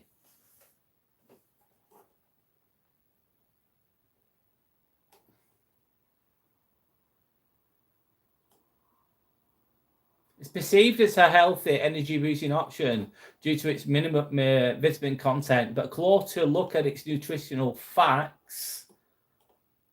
I don't know. It's not giving me any more.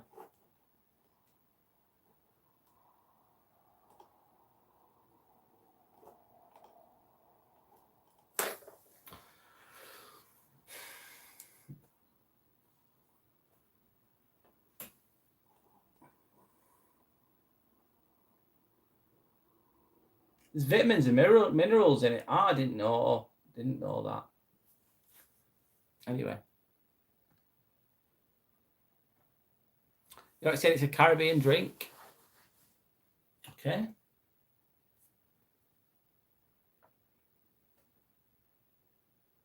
Brian Frog saying, you also, this is the best stream I've been on for a while. Yeah, definitely speak again. Enjoyed your chat. Thanks, Brian Frog. Thanks for being here. I hope that you get some respite with your back pain.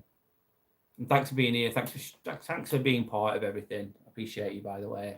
And hope you get a good night's sleep and enjoy next week as best you can. Dawn's not sure about Yorick's question with that drink, that malt drink or whatever. I love cooking a lot of different things, but Mediterranean cuisine predominantly, she said. Sandra's saying. Diet, anything gives me a migraine. Anchovy, I don't like it, me. Sardines, anchovies, no. Personally, no. Of course, not everyone will agree with my opinion because everyone's different, which is okay.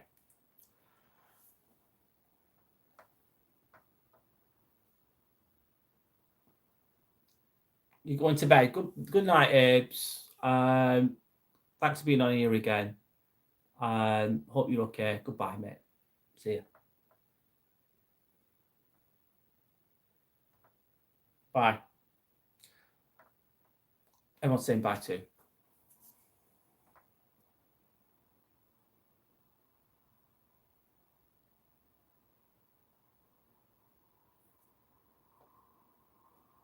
Let me just read. Sorry, guys, I'm missing some comments here, but it's okay. I'll be live tomorrow around 7 p.m. God, I've been going for a while, haven't I? I'm going to end soon, guys. I need to end at some point. Brian and Fred, we've had a good laugh. That's what it's all about. Browse the best channel. Thank you. It's been a good laugh, yeah. It's getting the right... I always think, what's the right balance?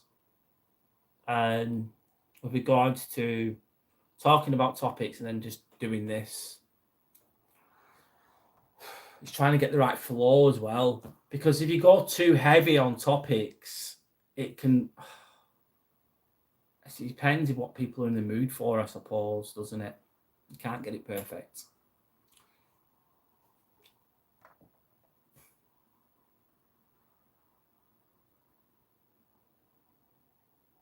Do you want me to carry on? I'll carry on. Sander, do you want me to carry on? Pay the man, yeah. You already have. It's all right. Nice one. Do you want me to carry on? I'll carry on. You want me to carry on? Yeah? Yes. Okay, I'll carry on for a bit longer. I'll keep going the best I can.